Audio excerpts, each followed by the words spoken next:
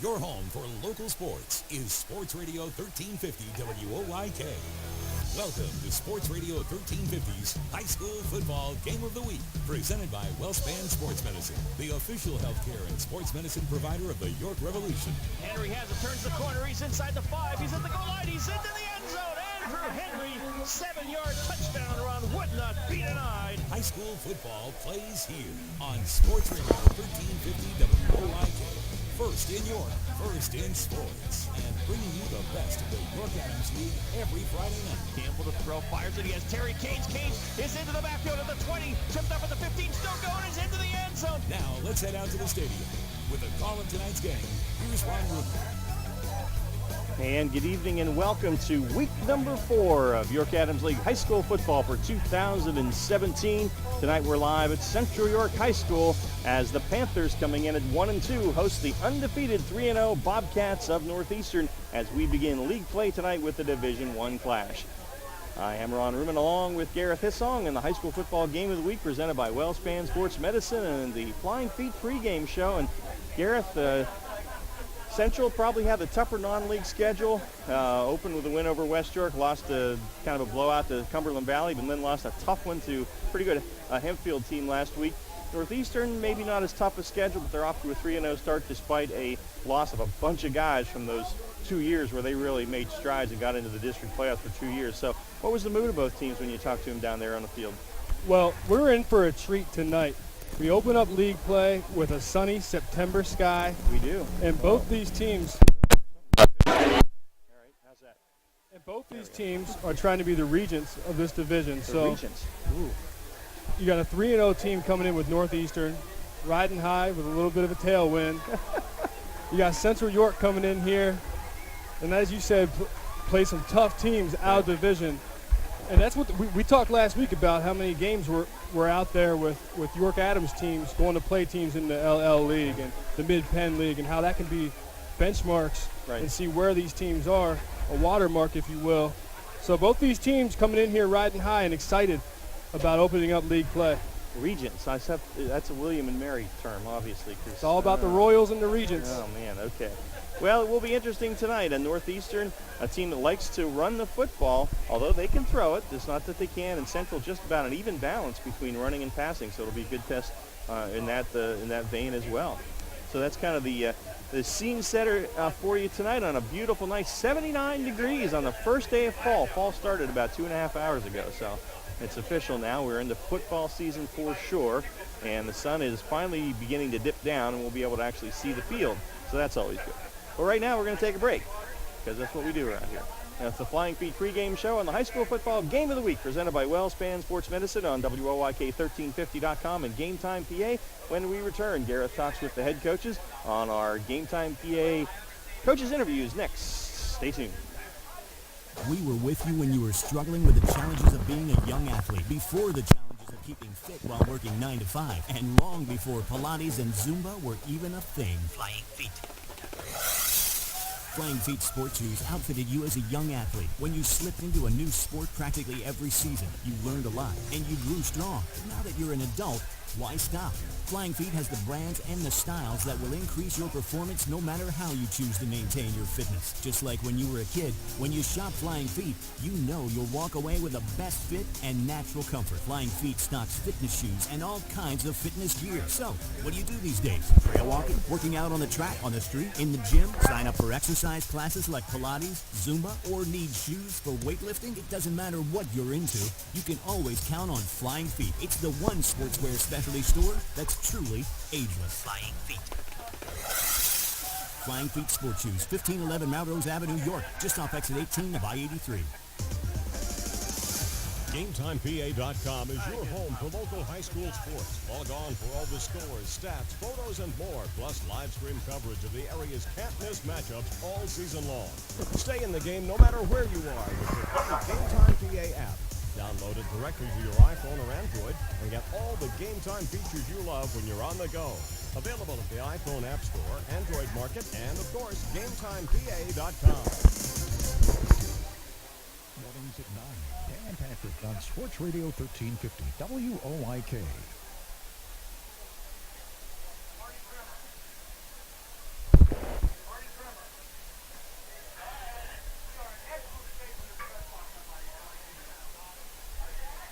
his 5th year with Northeastern as head coach John Shapansky. Coach, how you feeling tonight? Good, thanks. Despite losing a lot of guys to graduation last year, you have a great 3-0 start to this season. Talk a little bit about the offseason and how you've been able to get off such a quick start. The offseason was very big for us. Kids bought in over the summer. We had a good team camp this year. We did some 7-on-7 stuff and really came together as a group. And so far, these first 3 weeks, the hard work is paying off. Offensively, your team is run heavy. What are the offensive objectives tonight, and what do you have to do to be successful? Our goal each week is to be a balanced offense, and balance to us is whatever we need to do to win the game. And our kids have bought into that, so if we need to throw it, then that's going to be our focus. If we need to be successful running it, then that's our focus. So, we consider balance doing what we need to do to win. Joining us is head coach of Northeastern Bobcats, Coach John Shapansky. And looking at the offense for the Panthers, their attack is very balanced. Talk about your defense tonight and what you have to do and what you're going to key into to be successful. They got a very good quarterback. He's obviously one of the best in the league and one of the best in York, and he's capable of making plays at any time. Their pocket breaks down and he makes some plays with his feet, then he scrambles around and makes them through the air. So we got to contain him. We got to stay on their receivers, and if we can do that, we're going to give ourselves a chance. Tonight is the first night of league play. Talk about the attitude, the preparation. What was the message through the week to the guys, and what's different about coming into league play? It's everybody's 0-0. Your first 3 games are non-league, and that's not saying they're not important, because they are. But now you get a clean slate, and everybody's 0-0, and that'll be the talk: who's 1-0 and who's 0-1 in league play. Coach, it was good catching up with you. Best of luck tonight. Thank you. I appreciate it. Again, Coach's Interview is brought to you by GameTimePA.com. Stay tuned for more of our pregame coverage after this. Sports injury? Walk into WellSpan Urgent Orthopedics for immediate care. No appointment is ever needed. Our orthopedic and sports medicine specialists are here to treat you. Visit wellspan.org/urgent orthopedics today for hours at our York and Hanover locations. GameTimePA.com is your home for local high school sports. Log on for all the scores, stats, photos, and more, plus live stream coverage of the area's can't-miss matchups all season long. Stay in the game no matter where you are with the free GameTime PA app. Download it directly to your iPhone or Android and get all the Game Time features you love when you're on the go. Available at the iPhone App Store, Android Market, and, of course, GameTimePA.com. Your teams all the time.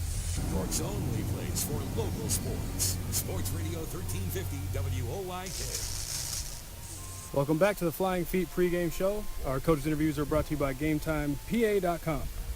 And joining us is head coach of Central York, 2nd year in his tenure, Coach Josh Oswalt. Coach, how you feeling tonight? Good. You come into this contest 1-2. Opened up with a win over West York. We had a loss to a tough Cumberland Valley team, and a tough loss last week to Hempfield. How did the players respond, and what was the message coming into this week? We had to be focused. We know that we have a good team coming in here tonight, and a neighbor, a team that is probably pretty hungry to get back after last year's tough loss that they took to us.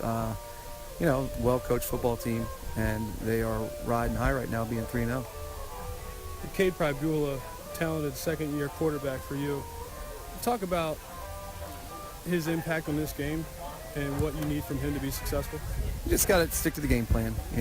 Take what they give us, and let the system run itself, and he'll be special as long as he's just sticking to the game plan. Your offense so far coming to this game very balanced. Average 159 yards in the air a game, 161 on the ground per game. What is your objective on offense tonight, and what do you have to do to be successful? I think just kind of keep that defense on their toes. You never want to be unbalanced to the point where you got backers sucking back on pass drops right away because we're throwing the ball so much, and you obviously don't want to be running the ball so much and having them, put 8-9 in the box. You got to be able to balance regardless of what your game plan is every week. Joining us is Coach Josh Oswalt, head coach of Central York. And talk about this being your first game in league play and what that means. What was the message to your guys this week as you start league play? One of our goals, from December on has been win the league, and can't win the league if you don't win the games. And we're at home. We had a tough loss last week, but we had to clean the slate and, get after it this week. We got 7 games in league play, and our expectation every week is to gear up and be ready to win those games in league play so we can reach our goal in winning our league. Coach, it was great catching up. Best of luck tonight and the rest of the season. Thanks. Appreciate it. Coach's interview is brought to you by GameTimePA.com. Stay tuned for more of our pregame coverage after this break. Hunters Hill Orthodontics is a longtime staple in the orthodontic care community. With offices in York and Dillsburg, our practice's top priority is to provide you with the highest quality orthodontic care in a friendly, comfortable environment. Call our York offices, 1910 Kenneth Road, at 767-6694 to make your appointment, or at 1399 South Queen Street, 885-5468. Or in Dillsburg, call 502-1186. We've got your smile at Hunters Hill Orthodontics. If you're buying new flooring, besides clicking around the internet, you need to see Wecker's Flooring Center. You'll be excited by Wecker's new design center for luxury vinyl tile. Wecker's expanded hardwood and laminate departments will impress you. And Wecker's variety of carpeting and warehouse truckload buys on remnants and rolls is unmatched. But the reason to choose Wecker's is trust. From the buying experience to the installation. That's why they're voted best 11 years running. Wecker's Flooring Center, Route 30, Helen-Edson. There's only one place for local high school sports. Sports Radio 1350.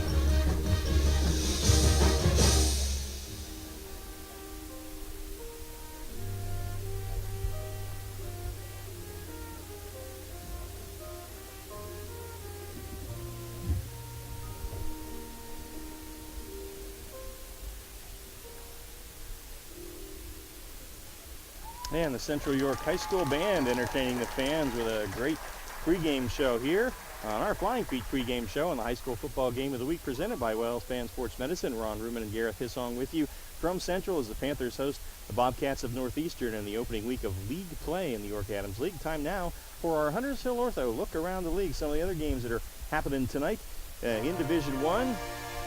As we continue with the league play, it's Spring Grove at Dallastown. The Rockets off to a tough 0-3 start. Wildcats are sitting now at 2-1. Yeah, I expect Kevin Myers to come out. It'll be a good test for Spring Grove to see where they are. It'll be a good benchmark for them, but expect Kevin Myers and his Dallastown Wildcats to come out on top. Southwestern is at New Oxford. The Mustangs are 1-2. The Colonials right now at 0-3. Look for Heidelman, Southwestern's first-year head coach, to get his second win of the year against New Oxford, to be 2-2 after this. And a big one in Division 1, York High and Redline. Both these teams 3-0. That's over at the Hornfield and Redline. Goes back to the regents of the division again. These two teams are going to battle it out. York High seems to be the pace setters this year, and I think they'll come out on top against Redline. They have a lot of playmakers and exciting to watch. They do, and we saw them last week with put up 48 against Cedar Cliff at home, and Redline lost a lot too, but they got off to a 3-0 start. And you have to think, remember, Redline was slated to play Chambersburg last week. Right. Chambersburg had to forfeit because of unforeseen circumstances. So Redline had a little bit of extra time to prepare, had a little bit of extra time to rest. Will that make them rusty, or will they be sharper? Will York High come out, start with that fast pace, and Redline have some feet feel like concrete after that extra rest? So interesting to see. That will be, and that's true. I've forgotten about that. That's a good point.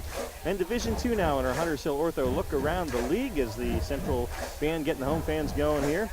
West York Bulldogs off to the tough 0-4 start. They had a really rugged non-conference schedule at Eastern, and the Golden Knights 1-2.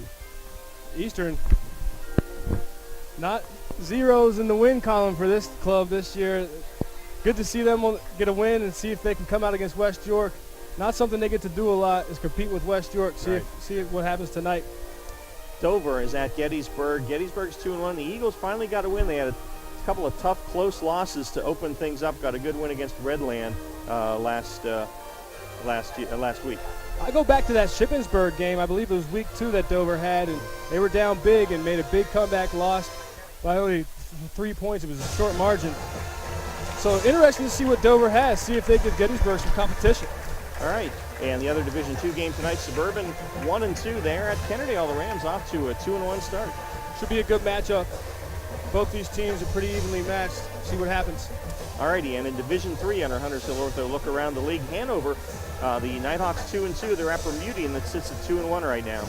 Bermudian doesn't seem to be as strong as they typically are year in and year out. See if they can capitalize on that. Fairfield, the Green Knights 2-1, off to a pretty good start at Biglerville, and the Canners still with an 0-3 record. Canners having a rough start to the season. See if Fairfield can capitalize on that and come out with their 3rd win. Yeah. York Tech 0-3 on the road at Littlestown. The Bolts are 3-0. It could be a mercy roll, I fear. Not smart to make definitive statements, but I presume Littlestown will come out 4-0 after this. Yes, and the big one in Division III, the Lone. Your Squires off to a 3-0 start, and York Catholic 2-1. The Irish at home. They need to forget about last week because they got waxed 50-0 by Berks Catholic. You know, York Catholic won the district last year, first time they got in the state playoffs. The only loss before losing in the state playoffs was to Berks Catholic, 34-0. They went purposefully this last week to say we want to show that we made a stride from last year, and they really didn't do that. That's got to psychologically be a little bit tough for them. So what they need to do, mindset-wise, come out against a pretty good Lone Catholic team. Berks Catholic is a different beast, but kudos for them for going out and trying to play a team of that caliber. Right. So coming into week 4, DeLone Catholic, York Catholic, opening up league play. This is an exciting matchup. Both these teams seem to be, back to where these programs are, perennial powers. So interesting matchup to see who takes the win in this ball game. All right, there you go. Our Hunters Hill Ortho look around the league as the Central Panther Band wraps up its pregame show. We're going to take a break, come back with our starting lineups, courtesy of Trish Hauser, your local State Farm agent. After this, on the High School Football Game of the Week, presented by WellSpan Sports Medicine on WOYK1350.com and Game Time PA.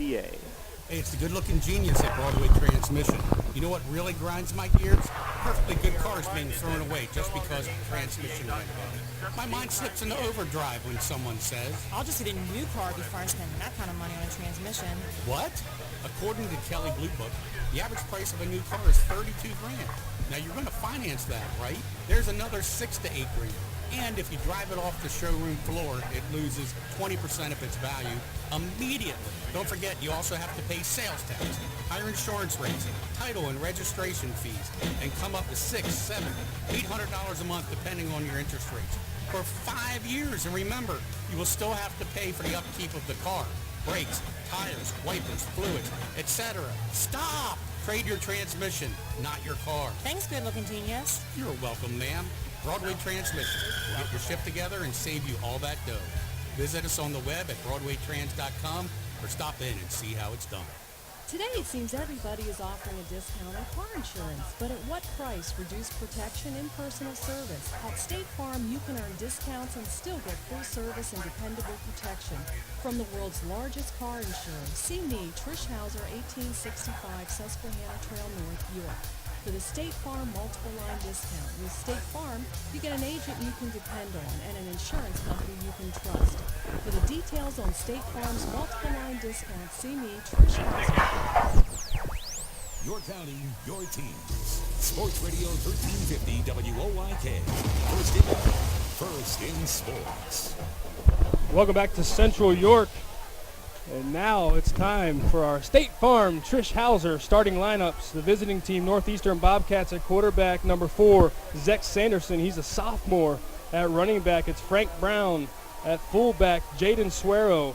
Wide receivers, Tamir Willis and Fred Mulba are the key playmakers on offense for the Bobcats on the perimeter. At tight end, number 18, Nate Eisner. At tackle, Karan Puryear and Robert Allman at guard, Eli Alexander and Adam Zarafos at center. The anchor on the offensive line is Stephen Gundy. On defense for the Bobcats, three-man front. And the tackles go Kelvin Brown, Eli Alexander, Adam Zarafos. Linebacking cores, Jaden Suero, Wyatt Hughes, Dalton Ream, Nate Eister. And in the defensive backfield, Azari Brabham, Trip Williams, Fred Mulba, Daniel Thomas. And for the Central York Panthers, hosting the Bobcats tonight, it's quarterback, junior number 3, Cade Pribula, his second year at the helm of this offense. At running back, number 24, Will Van Dyke. Number 26, Hunter Werner, also in the backfield. And at the wide receiver position, number 13, Tim Sturgis. Number 9, Gavin Downey. At tight end, number 81, Justin Krentz. And the offensive tackles, Austin Ilgenfritz, Devin Gaffney. The guards, Cody Suthenvong, Sperry Cortland. At center is Max Wortman. On defense for the Panthers, defensive end, Reed Hershire, Ian McNaughton. Defensive tackles, Ben Bartkowski and Devin Gaffney. The linebacking core, Joey Stour, Colin Vaught, Deontay English, and Quinn Baca. In the backfield for the defense for the Panthers, Roderick Early, Darnell Johnson, and Obiam Anyatoa. And those are your Trish Hauser State Farm starting lineups. Stay tuned for more of our pregame Flying Feet coverage after this break. Unique Physique is now accepting clients for personal training for mornings and evenings. Sports-specific training customized for your son or daughter's specific need. Whether it's weight loss, toning up, or getting in shape, maybe an upcoming wedding, John Kirchner has helped train hundreds of satisfied clients reach their goals. John is a sports performance coach with a master's in exercise science and injury prevention. Improve your performance, get better, get stronger, get faster. Start now. Immediate openings available. Call John at 873-0234. Unique Physique, 3432 East Market Street, York. Keep up to date on Penn State football all season on Sports Radio 1350 WOYK. I'm Ron Ruben, and I'll have Penn State updates Wednesdays through Fridays. Hear from Coach James Franklin and key players as the Nittany Lions get ready for Saturday's game. Penn State updates are brought to you by your neighborhood Sure Save Markets, financial advisor Dave Sprinkle, and Penn State York. Get the latest on Penn State football on your home for local sports. Sports Radio 1350 WOYK. If crazy is as crazy does, then at York Kia, crazy is all we do. It's Jeff Stahl from York Kia, where we're getting quite the reputation for doing the insane every day. Here's what's up with the crazy lease deals in September. Lease the 2017 Kia Forte for just $159 per month, a 2017 Kia Optima at just $199 per month, or a 2017 Kia Sportage all-wheel drive for just $229 per month. All with zero due at signing, zero security deposit, and zero first month's payment, and free oil changes and PA inspections on select Kia. Think Kia? Think York. York, York!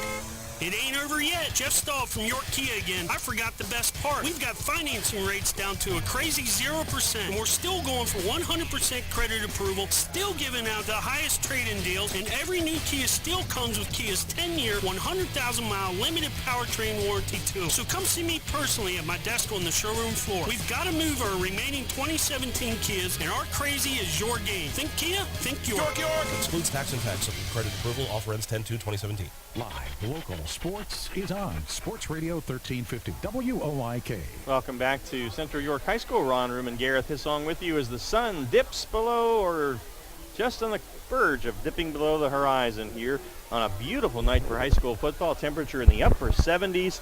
Of course, it's turf field, so the field is in great shape as the Panthers, coming in at 1-2, host the 3-0 Northeastern Bobcats as we open division play tonight here on WOYK1350.com and Game Time PA.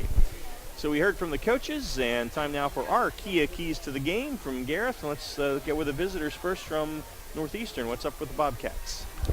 Northeastern is going to have to step up on defense and stop this balanced attack. Cade Pribula is a great quarterback. It's his second year starting the helm for the Panthers. Quite possibly the best quarterback in the York-Adams area. Arguably, that's debatable.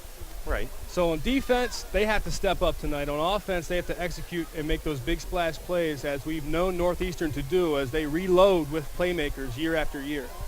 And, you know, when you look at Northeastern in particular, this is a team that has really had great success the last 2 years. They only started football about 10 years ago, and now they had back-to-back playoff appearances, moved into Division I a couple years ago, won the division last year, and had a lot of success. Lost a bunch of guys from that, but when you look at them, Wyatt Hughes is back at linebacker from last year. He was a hitter. A lot of the basketball team here, and Northeastern had a basketball team that went to the state semifinals last year. They won the league and the district, and they've got Nate Eister at linebacker, who was on the basketball team, and Zach Sanderson, the quarterback, is on the basketball team.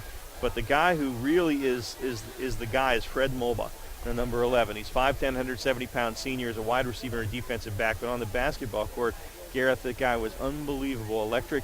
I mean, you talk a guy 5'10" who can take off from the foul line and dunk it any way he wants to. This guy is an athlete, so we will keep our eye on him tonight.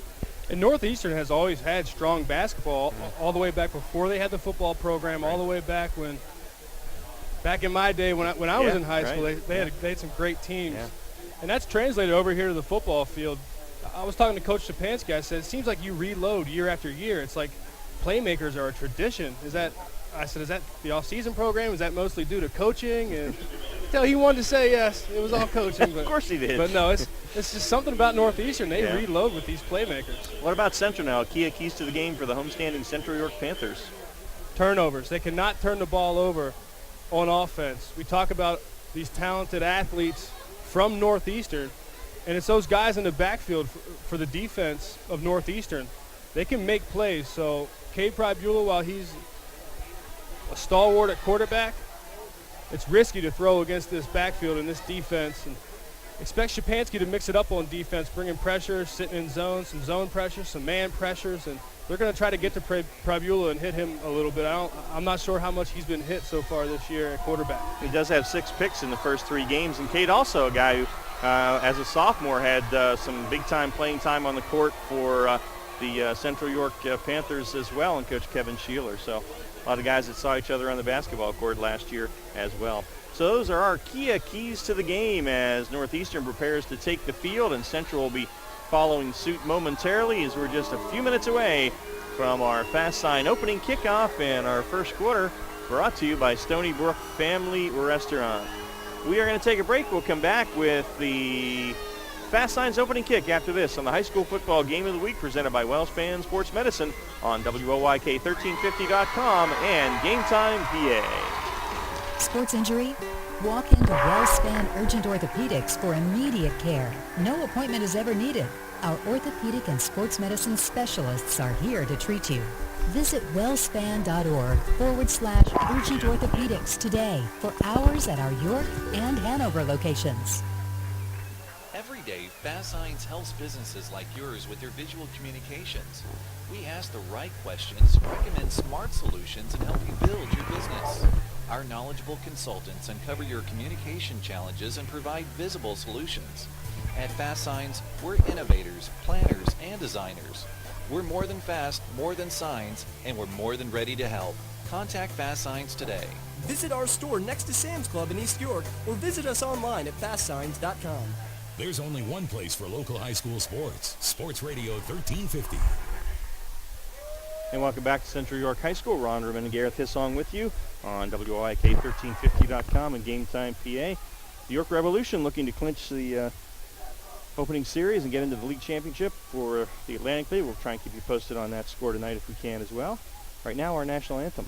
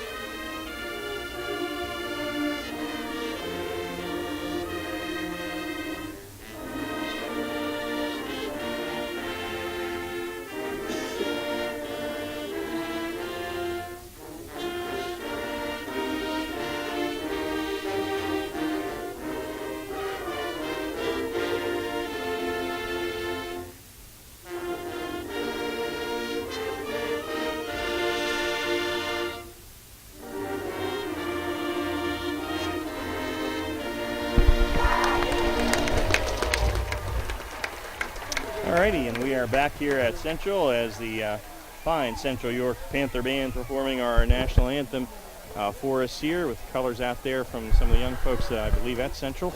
We're just about ready to roll. Central in the home orange, and those, I think, are new uniforms. Orange, all orange with white numbers and the orange helmets with the Panther paw. And of course, Northeastern is orange and white also. They have the black pants, white jerseys, black numbers, and the orange trim across the way. So there you go. I think we might have a good one tonight here, Gareth. And Central with that metallic Panther paw on the helmet, very reminiscent of Clemson.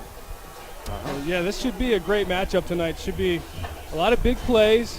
Offense is going to be fun to watch on both sides. So hold on tight. This could be a full throttle matchup. Could be. And again, start of league play. Central looking to show that tough tough non-conference schedule where they were 1-2 was worth it going into league play. And Northeastern maybe a bit of a softer non-con schedule, but they want to show that 3-0 is the real deal. So. Right, and Central, as you said, week 2 they went up and played a tough Cumberland Valley program. They went and played a tough Hempfield program last week, had a tough loss. Yeah. They got to put those demons behind them, use that fuel and that frustration from those losses, and take it out on Northeastern. All that preparation in the offseason, it comes out, you hang 2 losses to 2 tough teams. You got to have a lot of build-up rage, and you got to take it out on somebody. Well, we'll see what that will be tonight as the officials are still talking to the captains out there. They just had the coin flip, and we will find out momentarily who won that. Had a member of the Armed Services with the coin flip there, and see what the opening kickoff from Fast Signs will be in our Stony Brook Family Restaurant first quarter here in a moment. Men, don't forget, tomorrow morning, 9 to 11, Central PA Game Day. Steve Navaroli will get things rolling for you. Recap all the Friday night action, and Northeastern is going to receive and go right to left here in our first quarter. So we're just about ready to roll with our Fast Signs opening kick. So we'll have you with your magic phone and check on the Revolution from time to time and see what they're doing for us. All right? You got it. All right. Good. Went from smartphone to magic phone. Yeah, we did. Well, they're kind of always coming out with new stuff, so they can charge us $1,000 for it. So we'll call it the magic phone and charge $2,000 because why not? Right? You get what you can get. Well, Ron, the weather's been awesome today. It's a warm day and an absolute picturesque sky. Yeah. A September sky here tonight, right before kickoff.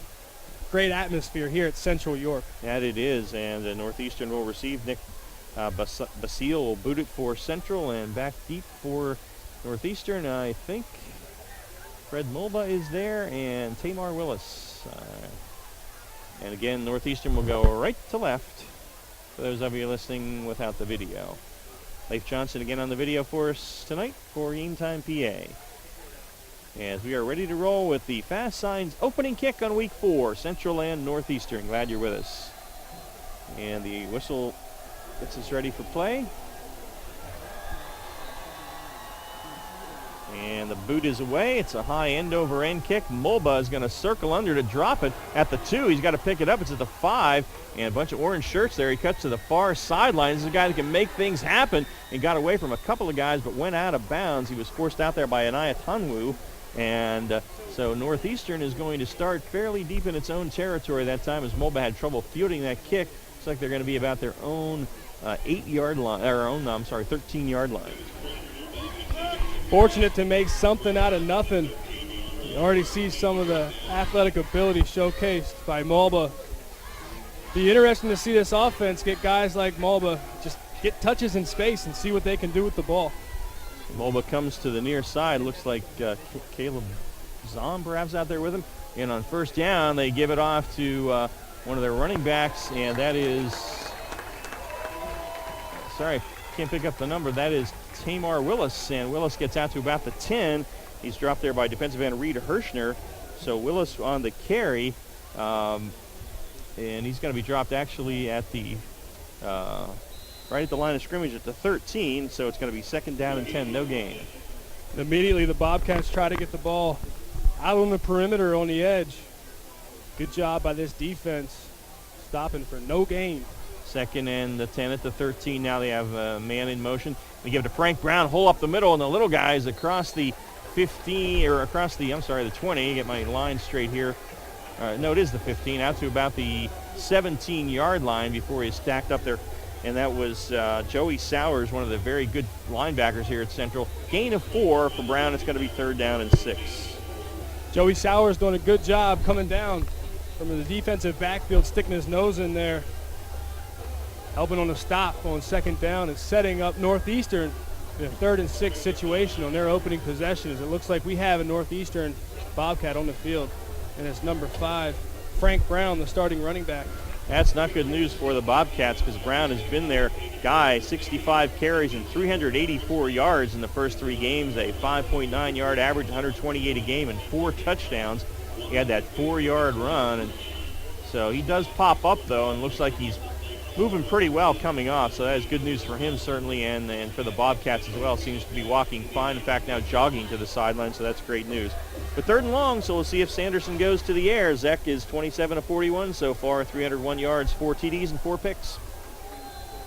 He's got 4 wide receivers on 3rd and 6, working from the gun, takes the snap, quick out to his running back, Wyatt Hughes, spins at the 21, made a nice move, but I don't think he got the yards for the first down. We will see, as out there for Central was Roderick Early, and we'll see where they spot this thing. He needed the 23, and they're going to spot this at the 22, so he's a yard short. Sanderson getting it out there, but needed 6, got 5, and it's going to be 4th down, and most likely a unique physique punt here. Looks like they're lining up to go for it, though, on 4th and 1.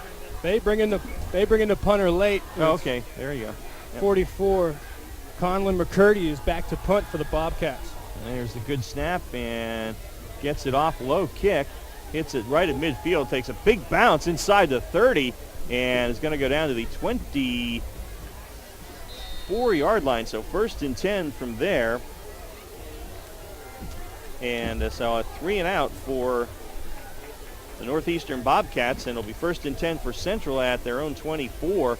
As back there to field that for Central was Mason Myers, and it got away from him, bounced to about 20 yards after it hit. So 1st and 10 for Central, their first possession at their own 24-yard line. No score, 9:56 left here in the Stony Brook Family Restaurant first quarter. Quarterback Cade Prebula, the junior, with a back flanking him on either side, and 2 wide receivers, and his tight end is also standing up right next to the line there.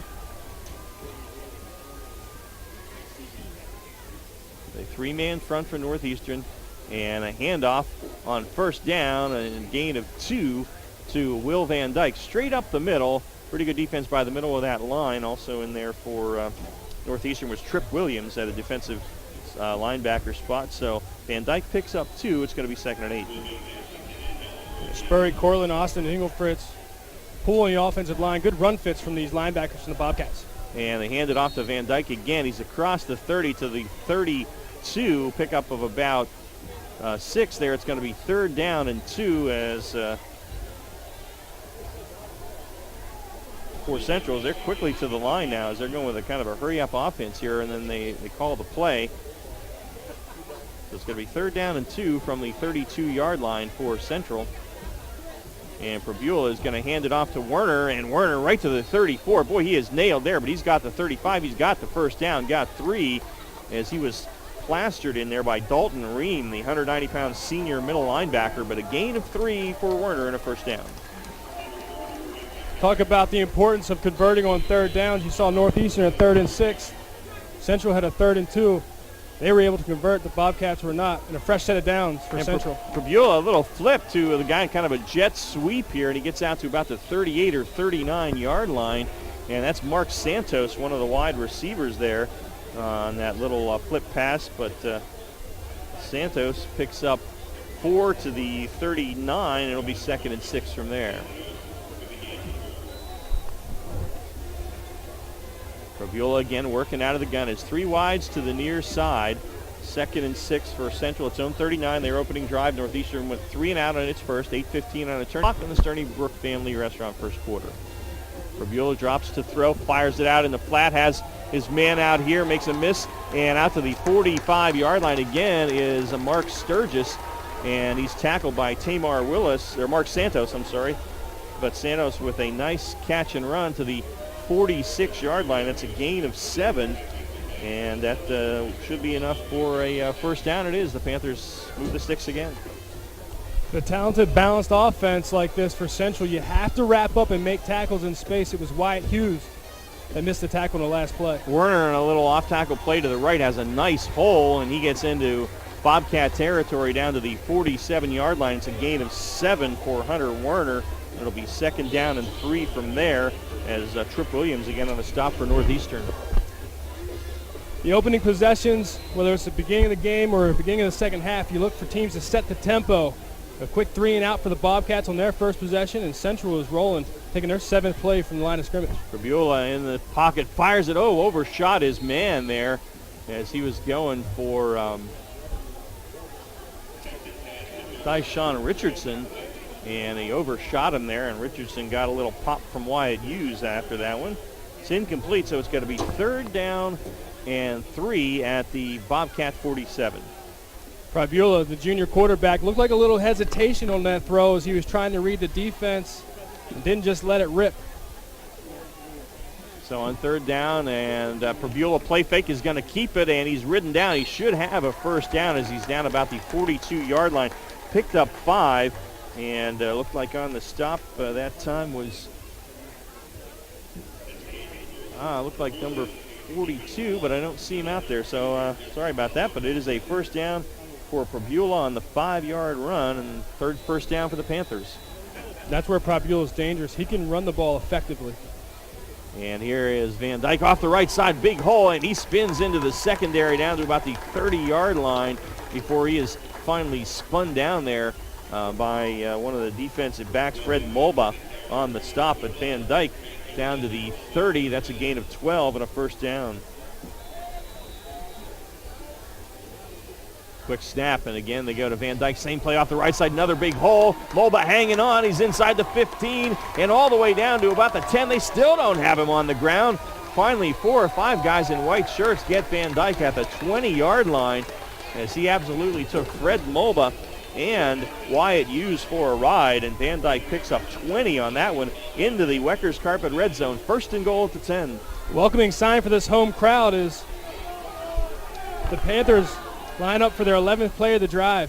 Werner off the left side. This time he is met by Hughes right in the hole. Good stick by Hughes, the linebacker. Gain of maybe a yard for Werner.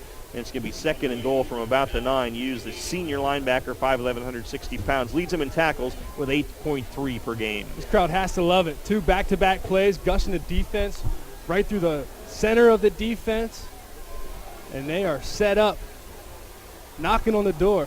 2nd and goal at the 9 now for Beulah, and the flag flies as they were going to hand it off. An illegal procedure against Central, so that'll move them back to the 14. 2nd and goal, and Mr. Hissong, a penalty. What is that? We call penalties drive killers around here. And as good as Central York is, can't afford with all these mistakes. Saw the interceptions the last couple weeks from Fabiola, taking chances downfield. Mistakes with infractions, it really sets you behind and off schedule. Yep, so it's going to be 2nd and goal now from the 14-yard line. So we'll see what the Panthers and Josh Oswald do here. Fabiola sends 2 guys to the near side. The Panthers go left to right. He has 1 back behind him and a man in the slot, and Oswald not happy about it, so he's going to take a timeout. So Central takes its first timeout with 5:59 left in the Broadway Trans First. No score, Northeastern and Central in the high school football game of the week presented by WellSpan Sports Medicine. Hunters Hill Orthodontics is a longtime staple in the orthodontic care community. With offices in York and Dillsburg, our practice's top priority is to provide you with the highest quality orthodontic care in a friendly, comfortable environment. Call our York offices, 1910 Kenneth Road, at 767-6694 to make your appointment, or at 1399 South Queen Street, 885-5468. Or in Dillsburg, call 502-1186. We've got your smile at Hunters Hill Orthodontics. Hi, this is Dan Patrick. Join me weekday mornings at 9 on Sports Radio 1350 WOYK. And we're back out of the timeout. Now Central 2nd and goal at the Northeastern 14, 5:59 left in the first. And 4 wide receivers set. Fabiola drops to throw, has time. And now he runs out of time, and he is sacked back at the 25-yard line as coming through there to make the hit was the linebacker Dalton Ream, the 6'1", 190-pound senior, his second sack of the year, all the way back to the 24, a loss of 10. It's going to be 3rd and goal now from the 24. Chalk that one up to a coverage sack. Good effort to stay after it and get to the quarterback and bring him down for a sack. But it was the coverage downfield, which gets tighter when you're in the goal line situation. So 3rd and goal all the way back at the 24 now. Pregame again to throw. Has time, rolls to his left now. Still looking to throw. Under pressure, rolls back to his right. Still looking. Now pressure comes, spins away, and goes down at the 30-yard line. As getting there to make the hit that time was John Kemper, a 5'8", 160-pound senior playing at defensive end. They drop him back at the 30-yard line. So this set of series started at the 10. They've lost 20 yards now, and it's 4th and goal from there. And see what the Panthers will do. Look like they're going to go for it. I don't see the kicker coming out, so it'll be a long field goal. They're going to have to fire it into the end zone. Wonder why we call penalties drive killers, Ron. Get a penalty, 2 sacks, see if they can take a strike at the end zone and make a play. Pregame now against a 3-man rush. Steps up, rolls to his right, and fires it. Has his man at the 10, and the 15-yard line, out of bounds at the 16, but that was 4th down, so they picked up 14 yards as he got it to Tim Sturgis, but he needed to get it into the end zone that time, so the 14-yard gain will simply turn it over on downs to the Northeastern Bobcats, 1st and 10 at their own 16-yard line. Started with good tempo on that drive, took over 5 minutes off the clock, unable to finish the drive and score. Fortunate for the Bobcats of Northeastern to get a stop. And here's our second possession as they'll start from the 16-yard line, moving from our right to left. Tim Sturgis' 7th catch of the season in the 4th game tonight, but turned it over on 4th down. 4 wide receivers on 1st down, and Sanderson rolling to his right off a play fake, fires it, and he has Mulbo had to go down and make the catch at about the 21-yard line, so he's going to pick up, he'll mark it at the 22, he'll pick up 6. It'll be 2nd and 4 from there. Good job by Sanderson buying some time. That's another interesting matchup to watch tonight. This offensive front, how much protection will they be able to give their sophomore quarterback? And the Mulba's 10th catch of the season. He leads Northeastern in receptions now, and he goes over 100 yards on the year with that, 102. 2nd and 4 at the Bobcat 22-yard line now. And they hand it off, looking for the jet sweep with Willis. Breaks a tackle at the 20, but he is swarmed under at the 21-yard line. A whole bunch of guys in orange shirts are there. And it was Colin Vaught leading the parade there. Roderick Hurley was there. Quinn Baca, Joey Sowers, a bunch of guys. And they stop him at the 21. It's a loss of a yard for Willis. It's going to be 3rd and 5 from there for the Bobcats. I think the Central defensive coordinator said, strike up the band. As soon as the band started playing, the defense swarmed to the ball for a good stop, and another 3rd down for the Bobcats. 3rd and 5, 4 wide receivers, man in motion now. Down the far sideline from Mulba, he goes, as Sanderson overshot him at the 45. He had a step on an Ayatongu that time, but thrown out of bounds by Sanderson. So the incomplete pass brings up a 4th down and another unique physique punt. The sophomore off target. Great play set up. Had Mulba, a talented guy on the perimeter, was open downfield. But Sanderson didn't even give him a chance, threw it out of bounds. And so the punt coming from Northeastern now. Mason Myers is deep for Central at about his own 45. Punts away, no pressure, high kick into the sunset sky. Myers fair catch at his own 46-yard line. So Central will start in good field position. 1st and 10 in its own 46. No score. 2:59 left in the Stony Brook Family Restaurant. First quarter, Central and Northeastern. So opening possession for Central. They marched it down the field. They started out trying to run the ball. Weren't terribly successful, and then they threw it a little bit. That loosened up the defense, and then we saw some gashes. Some runs up the middle of the defense. And Central was set up with a 1st and goal inside the 10-yard line. Got a penalty. Ended up at 4th and forever. And a turnover on down. See what they do in this second possession as they go from their 46 from our left to right.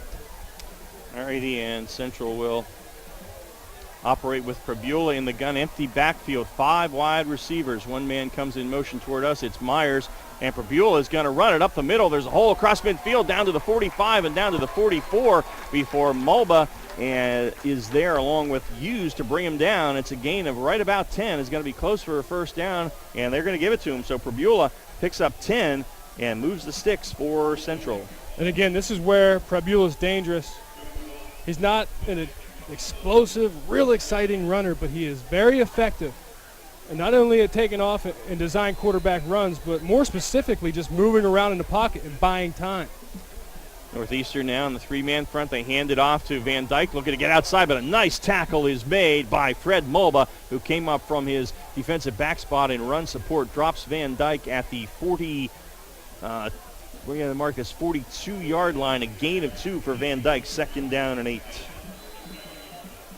And again, you're going to have to be consistent in making plays in space, making tackles in space. Those one-on-one tackles are going to be key for the success for the Bobcats on defense in this contest.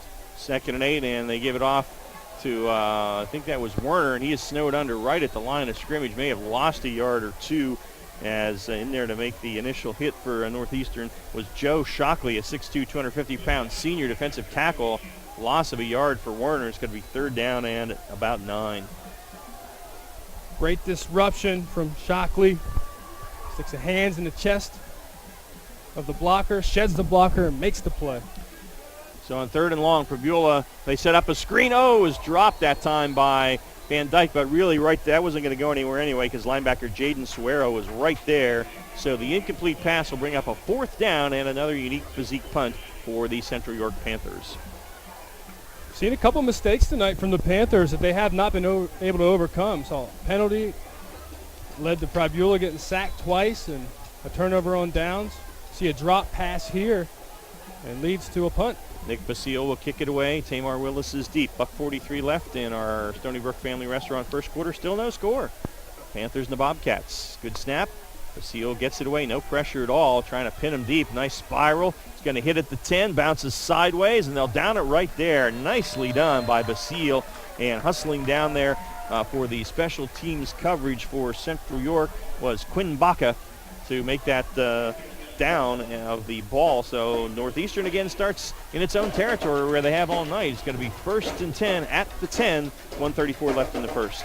You said it. Their first possession, they started at the 13-yard line. Second possession was a 16-yard line. And here they are, shadow their own field goal post once again at the 10-yard line. Try to muster some offense after they've gone 3 and out in their opening 2 possessions. All righty. A 3 wide receiver set, a man in motion, and looks like they gave it off to, I think that was Mulba, and Mulba's taken down back near the goal line. We'll see where they mark his progress, and not sure where they're going to mark this thing. Looks like it's going to be marked at the 3, and that was Mulba, I believe, on the carry, was it not? It was. When you're trying to find a spark on offense, that's the guy you give the ball to. The Panthers knew that. Swarming defense. They bring the pressure, try to make a play as they know that Northeastern is backed up, shadow their own end zone. And lost 7, so it's going to be 2nd down and 17 from there for the Northeastern Bobcats. And actually they mark it at the 5, so we lost 5. And it'll be 2nd and 15 from there. And out of the shotgun, they again hand it off, and shooting out to about the 8-yard line is, boy, it's tough to pick up those backs coming out of there. I think that was Fred Brown, and he's hobbling off, Frank Brown rather. He's he was injured on the first series and looked like he was in good shape, but hobbles off again, so that's not good news. The leading rusher for the Bobcats goes out after picking up 3, and it's going to be 3rd down and 12 for Northeastern from their own 8. What we've seen on offense for Central is they get good chunk yardage, positive yardage on 1st and 2nd down. Sets them up at 3rd and manageable. And that will be the end of the first quarter. No score between Central and Northeastern. And we will head to the Broadway Trans second quarter after this on the High School Football Game of the Week presented by WellSpan Sports Medicine on WOYK1350.com and Game Time PA.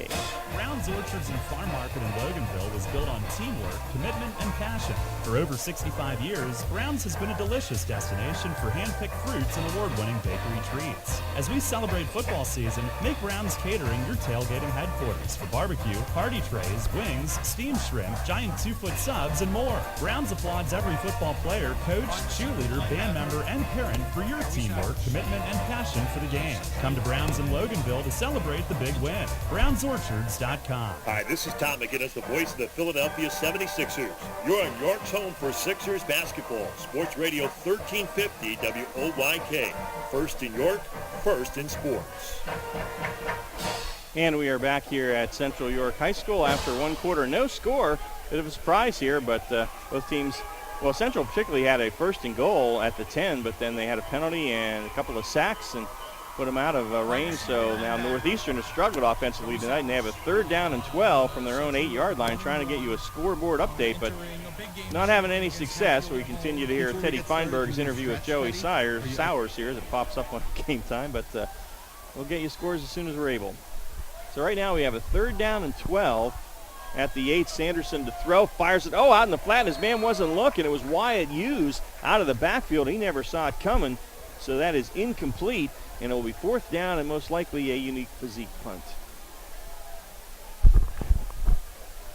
To finish my point before we went on break, it's been, for this offense for Northeastern, they haven't gotten any positive plays on 1st and 2nd down. They've been off schedule and behind in the down and distance and 3rd and long situations 3 consecutive times, and we've seen 3 and outs. All right. And it's going to be 4th down and a Fink's Garage punt here, unique physique punt, and it's a low one, hits at the 33, takes a big Northeastern bounce out to the 48-yard line. So 1st and 10 from there for Central. Again, the Panthers continue to start in great field position here, but so far nothing on the board, and we have a penalty here. I think we might. Flag on the field.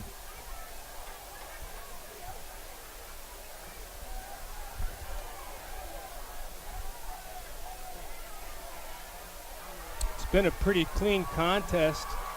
This would be only the 2nd penalty of the night. And it's a legal procedure against Northeastern, so they're going to have to kick it again, so Central may end up with even better field position. They were already in to Bobcat territory.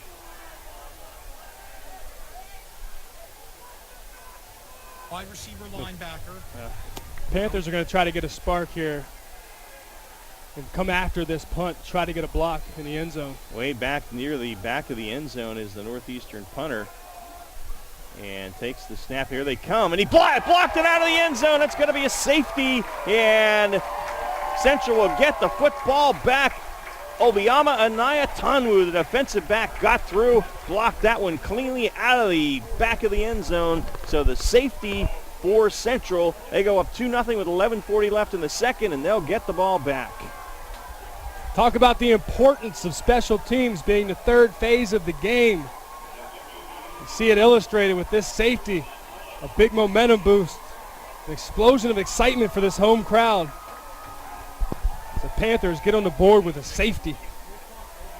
Well, sometimes they can be exciting plays, and they were there. And you called it, my friend. You said they were going to come after them, and they did, and they got through and knocked that one out of the back of the end zone. So we're going to get a scoring recap. It was a safety, a punt block with 11:40 left.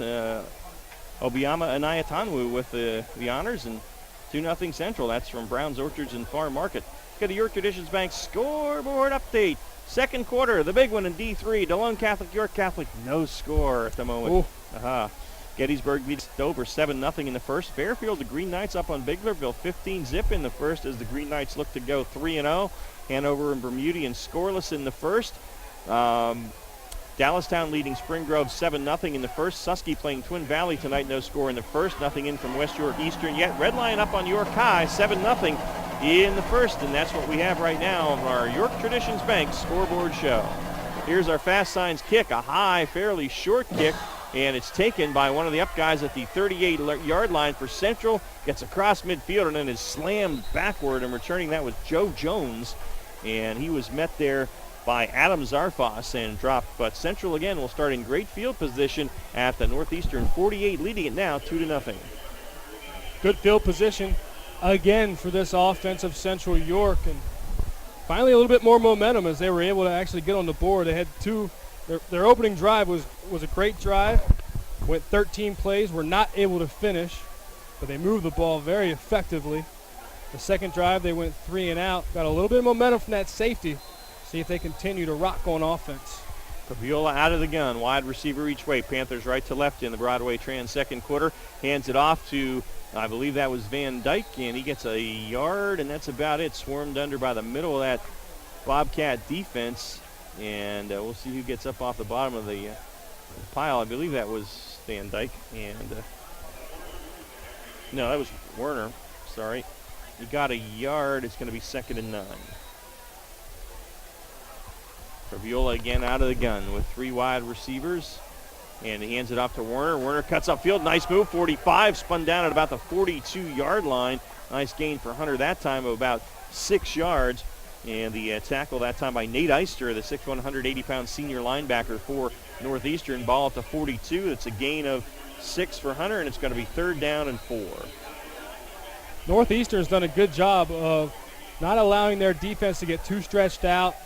It's tough to play against a very balanced run and pass offense, but it's these 3rd downs where they have to win and get the defense off the field. Fabiola gives it to Van Dyke off the right side, keeps the legs going, and he falls forward to the 38. He's going to have enough. Pretty good defense that time, but he kept the legs going and got the 4 yards that he needed. Jaden Suero on the stop, along with Connor Slanker, but gain of 4 for Van Dyke and a 1st down. And Fabiola out of the gun, and he gives it to Van Dyke off the right side, has a big hole at the 30, and he rumbles inside the 30 before he is upended down there at the 27-yard line. That's a gain of 11 for Will Van Dyke as he's starting to churn up the yardage now, and a 1st down and 10. Stop back there. I believe that was Daniel Thomas, the senior defensive back. So 1st and 10 here at the 27. Fabiola hands it off to Werner, and Werner's hit in the backfield and goes down. He's going to go down for a loss. Boy, Northeastern was ready and waiting for that play, and the guy back there was a linebacker, Jaden Suaro, a junior, and he drops Werner for a loss of 2. It'll be 2nd and 12. Finally, the Bobcats able to force a negative play against the Panthers, tackle in the backfield for a loss, and set up with a 2nd and 12, are the Panthers from the 28-yard line. Fabiola again works out of that gun. He's going to throw this time. Fires it deep for the end zone, and he's got his man back there. It is Tim Sturgis who had a step on the defensive back, and it will be a 29-yard touchdown pass right on the money from Cade Fabiola to Tim Sturgis, and Central increases its lead to 8-0 with 9:28 left in the 2nd quarter.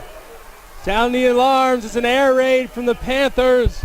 At Cade Fabiola, we talked about the talented junior quarterback, his 2nd year at the helm of this Panthers offense. Coach Josh Oswalt says he's a big impact player, a leader on this team, and he connects, throws it on the button for a touchdown.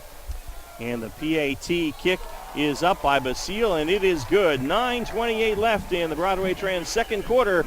Central 9, Northeastern nothing. Take a break on the high school football game of the week presented by WellSpan Sports Medicine.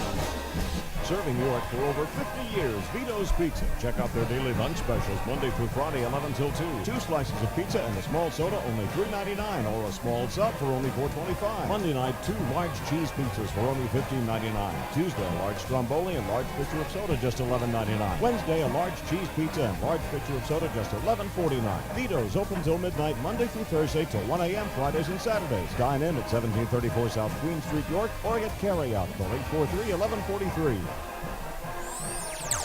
Your Cannons, your teams. Sports Radio 1350 WOIK. First in York, first in sports. All right, as the Central Band celebrates below us here, the home fans are happy as the Panthers stretch it out to 9-0 over Northeastern with 9:28 left in the 2nd quarter as we prepare for a Fast Signs kick. We will, in a moment, get our Browns, Orchards, and Farm Market scoring recap. Let's go ahead and get that now. A 5-play drive, a minute 55 taken off the clock. As 48 yards were covered, finished with a 29-yard touchdown pass. Cade Fribula throws his 5th passing touchdown of the year. Connects with Tim Sturgis for his 3rd receiving touchdown of the year. 9:28 left in the first half. Central York 9, Northeastern 0. And our fast signs kick now to come from Nick Basile. And the orange-clad Panthers, he approaches the football and boots it. High, short kick. Going to be taken, Mulba lets it bounce, and he picks it up back at the 11 near the far sideline, and Mulba fights his way out to about the 16 or 17-yard line. And again, Northeastern will not start in good field position. They'll be inside their own 20. 1st and 10. The Bobcats now down by a score of 9-0. Got to see some resiliency from this Bobcats team. Who are the leaders? Who's going to step up? Who's going to get them going after they've had a tough start on offense, going 3 and outs? And Frank Brown, their leading rusher coming in, I don't think is out there. He went off with a bad wheel, came back in but went off again, and so he is not in there. So that is certainly not going to help them, and they will line up with the single back. I believe it's Wyatt Hughes back there behind. Sanderson turns and hands it, and Hughes is hit almost immediately. Does fight his way out to the 19. It's going to be a gain of 2 for Wyatt. It'll be 2nd down and 8 as Quinn Baca, one of the veteran linebackers for Central, makes a stop the mark at the 18, gain of 1, and 2nd and 9. Central's doing a really good job being disruptive on the line of scrimmage, really winning the battle of the line of scrimmage on both sides of the football.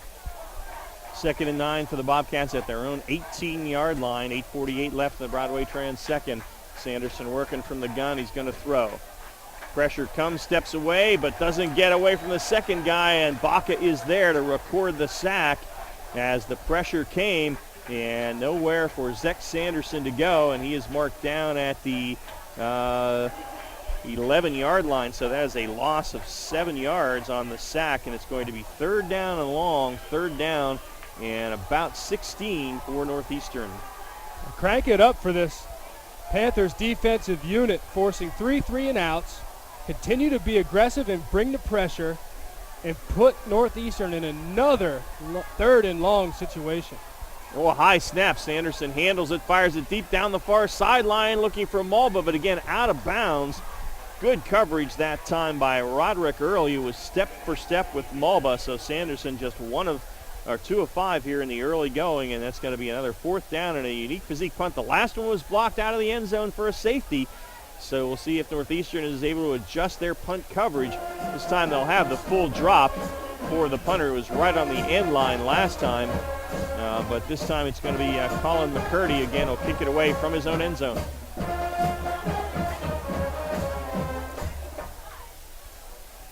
Low snap, it bounced to him with no pressure this time. McCurdy steps into it. Pretty good kick, and Myers is going to field it. It is the Bobcat 48 straight up field, breaks one tackle, flag is down. Myers is dragged down from behind at the 39-yard line. Tackle for Northeastern, that time made by Josh Winan, but we'll see what this flag is about. It's lying at the 42. Officials discuss it, and we'll get the signal here in a moment. And the referee will tell us it is an illegal block against Central, so that'll move them back from the 42 back into Panther territory, but still going to be good field position for the Panthers as they're going to start somewhere around their own 48-yard line and leading at 9-0 with 7:45 left before halftime. Expect this offense to keep their foot on the accelerator. I wouldn't be surprised if they run a couple conservative plays and then take a shot downfield and try to open up the gap. Right now they stand, the Panthers, here at home with a 9-point advantage. 1st and 10 Central, its own 48 now. 7:45 left in the half. Fabiola in the gun, backs flanking him. Gives it off to Werner. Werner running hard, broke one tackle, got to the 50, and then he's thrown backwards. And Mulba maybe a little extra hit there, but no call, no need for one right now. Gain of 2 for Hunter Werner, 2nd down and 8. Already in the first half, Central York has 8 first downs. They're 3 for 4 on third downs, and they've really dominated the tempo of this ball game. They marked that one into Bobcat territory at the 49, so gain of 3, 2nd and 7. And Probula again calling the signals. This center Max Wertman, a sophomore, getting ready to snap that to him in the shotgun formation. Does, and Probula to throw. Now rolls to his right away from pressure. Being chased. Probula midfield and gets into Bobcat territory and dances out of bounds with a first down at the 40-yard line. A gain of 9, a nifty run against pressure by Cade Probula, and he again moves the chains for the Panthers. See the effective running ability once again from the junior quarterback Probula. It's tough. They spread you out. They run the receivers downfield. Compromises your defense and the leverage, and Cade takes off. Probula again out of the gun. This time Van Dyke up the middle has a hole. Into the secondary is hit by Malbo, who's got a bunch of tackles, but that's not necessarily a good thing because he's a defensive back. That's a gain of 8 by Van Dyke on a simple run up the middle, and it's going to be 2nd down and 2.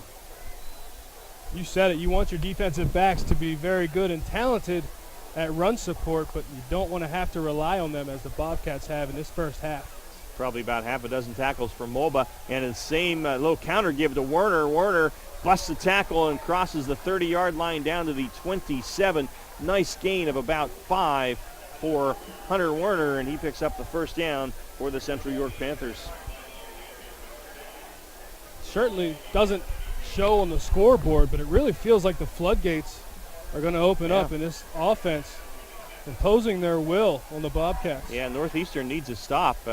Central really killed itself with the penalties and the sacks on that first drive. Otherwise, they moved the ball well.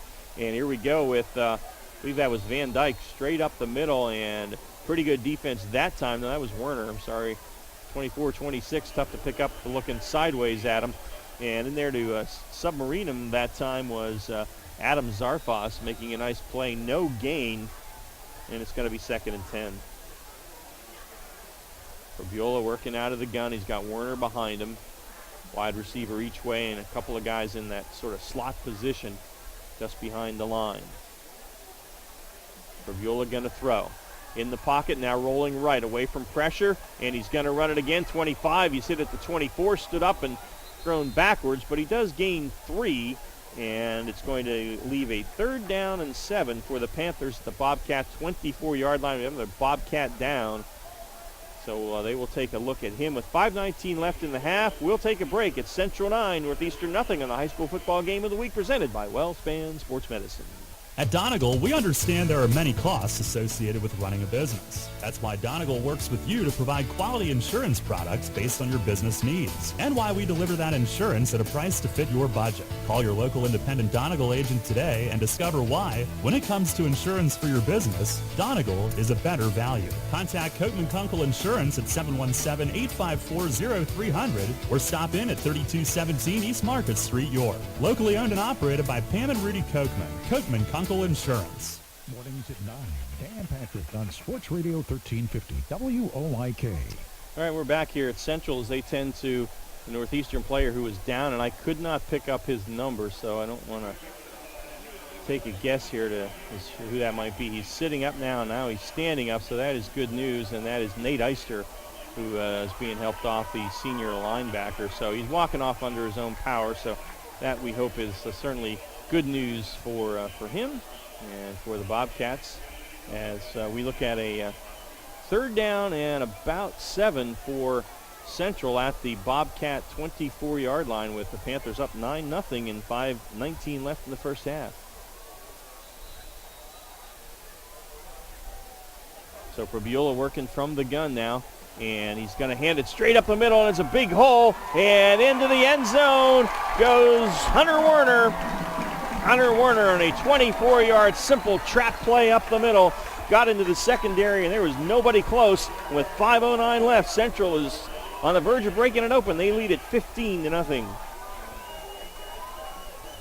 Werner rings the bell for the 2nd time this season.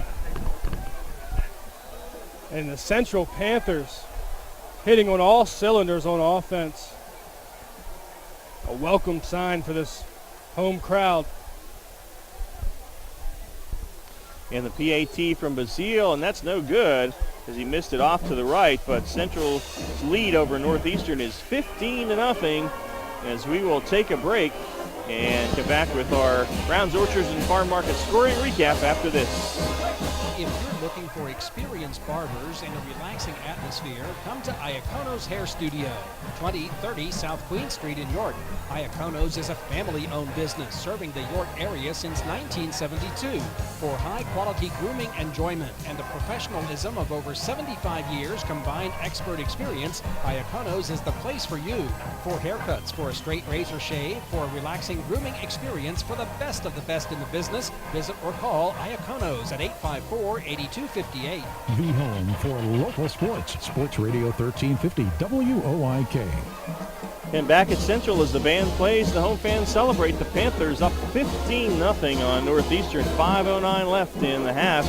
And the Bobcats have struggled offensively. They need to get something going here before halftime. Let's get our Browns, Orchards, and Farm Market scoring recap. 2 minutes and 34 seconds taken off the clock. A 5-play, 52-yard drive capped off with a 24-yard touchdown run. Hunter Warner, his second rushing touchdown of the year with 5:09 left in the first half. The home team, Central York, 15 and Northeastern 0. All right, and Nick Basile about to hit it for our Fast Signs kickoff here. Again, Northeastern really needs something going offensively before halftime because they have really struggled. And Frank Brown, their leading rusher, out with a leg injury of some sort. Basile approaches the ball and boots it. And it's a good end-over-end kick. Mulba this time fields it at the 7 on the far hash. Mulba to the middle of the field. Fred straight up the field. Breaks a tackle. Mulba still going at the 40, weaving his way out to the 45-yard line. Hunter Werner and Joe Jones on the stop, and an exciting return by Mulba, 38 yards. He's an exciting guy. And finally, Northeastern has good field position to start. 1st and 10 at their own 45-yard line, but they are down by a score of 15-0 now. They're down 3 scores, and they haven't mustered any offense thus far this first half. See if they can capitalize on this good field position and get something going. And looks like we've got Mulba going Wildcat. Play fake up the middle he goes. Mulba into the secondary, cuts to the outside, ran into his own blocker, and is brought down at the 40-yard line, but a 15-yard run by Fred Mulba out of the Wildcat that time, and moves the sticks for Northeastern into Panther territory. And it's taken until 4 minutes, 50 seconds remaining in the second quarter for the Bobcats to get their first down. First down. Wow. And again, if you want to spark, go to Fred Mulba. And he ran right up the middle, and that's they got Ben Bartkowski at 270, and they just brought in Chris Afanugo at 300 pounds, 6'2", 300-pound senior in the middle of that defensive line, and credit the Bobcat offensive line for opening that hole. Mulba again on a play fake, looking to get to the right side, now flips it back to Willis, and Willis is snowed under back at the 46-yard line. It's going to be a loss of 7 as Central really was on top of that. Quinn Baca was there, Reed Hirschner was there, and Deontay English to make that stop for a loss of 7 on Willis. Well, the Panthers are dressed in what looks like the color rush, the orange color rush uniforms from Clemson with the, looks like the Clemson paw print on their helmets, and they swarm like a Clemson defense. They squad up on defense, and a big loss for the Bobcats. Looking at a 2nd and 17. And Sanderson back in the quarterback now, and he hands it straight up the middle to Hughes. Big hole, Wyatt Hughes into the secondary at the 30, breaks a tackle inside the 20, inside the 10, and into the end zone. No flags, and Wyatt Hughes straight up the middle on a quick hitter, and the visiting fans from Northeastern celebrate the 46-yard touchdown run by Wyatt Hughes, and they get back into this thing with 3:36 left in the second quarter. Swift and bold, and just like that, the Bobcats answer the call and get on the board. What an impressive run right through the heart of the defense of the Panthers. And for the PAT now, we're going to have, I believe, McCurdy out there. Snap is there. The set is down. The kick is up, and it is good. 3:36 left in the half. Northeastern answers the bell And it's Central 15, Northeastern 7. We're going to take a break on the high school football game of the week. Now, actually, we're going to keep it here. We are ready to go to halftime. So we'll get you some scores while we get ready for our Browns, Orchards, and Farm Market scoring recap. And we'll go to our York Traditions Bank scoreboard. Out-of-town scores, Delone and York Catholic still no score in that big Division III battle in the second quarter. Gettysburg and Dover tied at 14 in the second. Fairfield 22, Biglerville 7 in the second quarter. Hanover and Bermudian tied at 7 in the first. Northern 14, Big Spring 7 in the first. No score on Southwestern New Oxford yet. It's a long way for the Carrier Pigeons to fly tonight with the score. Dallastown leading Spring Grove 14-3 in the second quarter. Susquehannock and Twin Valley tied at 7 in the second. Eastern up on West York 7-0 in the first. Red Lion 14, York 0 in the second quarter. Littlestown 7, York Tech 0 in the first. And Suburban and Kennerdale tied at 0 in the second quarter. Our York Traditions Bank scoreboard show for you. And we'll have our fast signs kick here and then get our scoring recap. So Northeastern, their first offense, they got good field position. They took advantage of it. And McCurdy will approach it.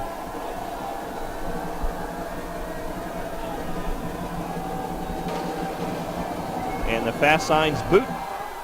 End over end kick's going to be fielded by Myers, and his knee hit the ground at the 15 as Mason Myers, the senior, had to go down to make that catch on one knee. And I'm sorry, Myers is a sophomore. And so Central will have one of its worst starting field positions at the 16-yard line, 1st and 10. Now let's get our scoring recap. Just what the doctor ordered for the Northeastern Bobcats. A minute 24 taken off the clock. 3 plays, 55 yards are covered. It is a 46-yard touchdown scamper, Wyatt Hughes. His second rushing touchdown of the year.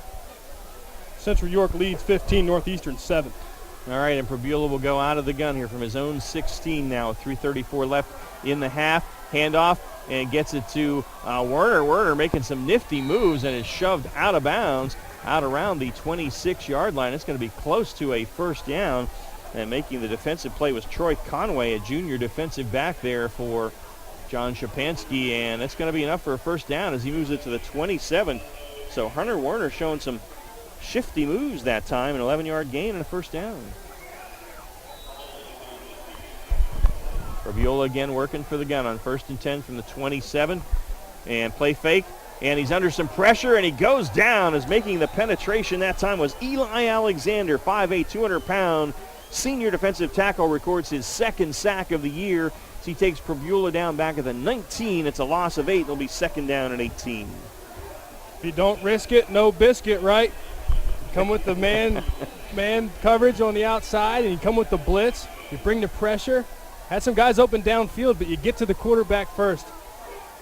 So 2nd and long now, 2nd and 18 at the 19-yard line. And Probula takes the snap, drops to throw. 4-man rush, stands in there. Now pressure comes, rolls away, fires it, and he has Sturgis at the 35. Sturgis to midfield, gets a block. Sturgis into Bobcat territory down to the 41-yard line.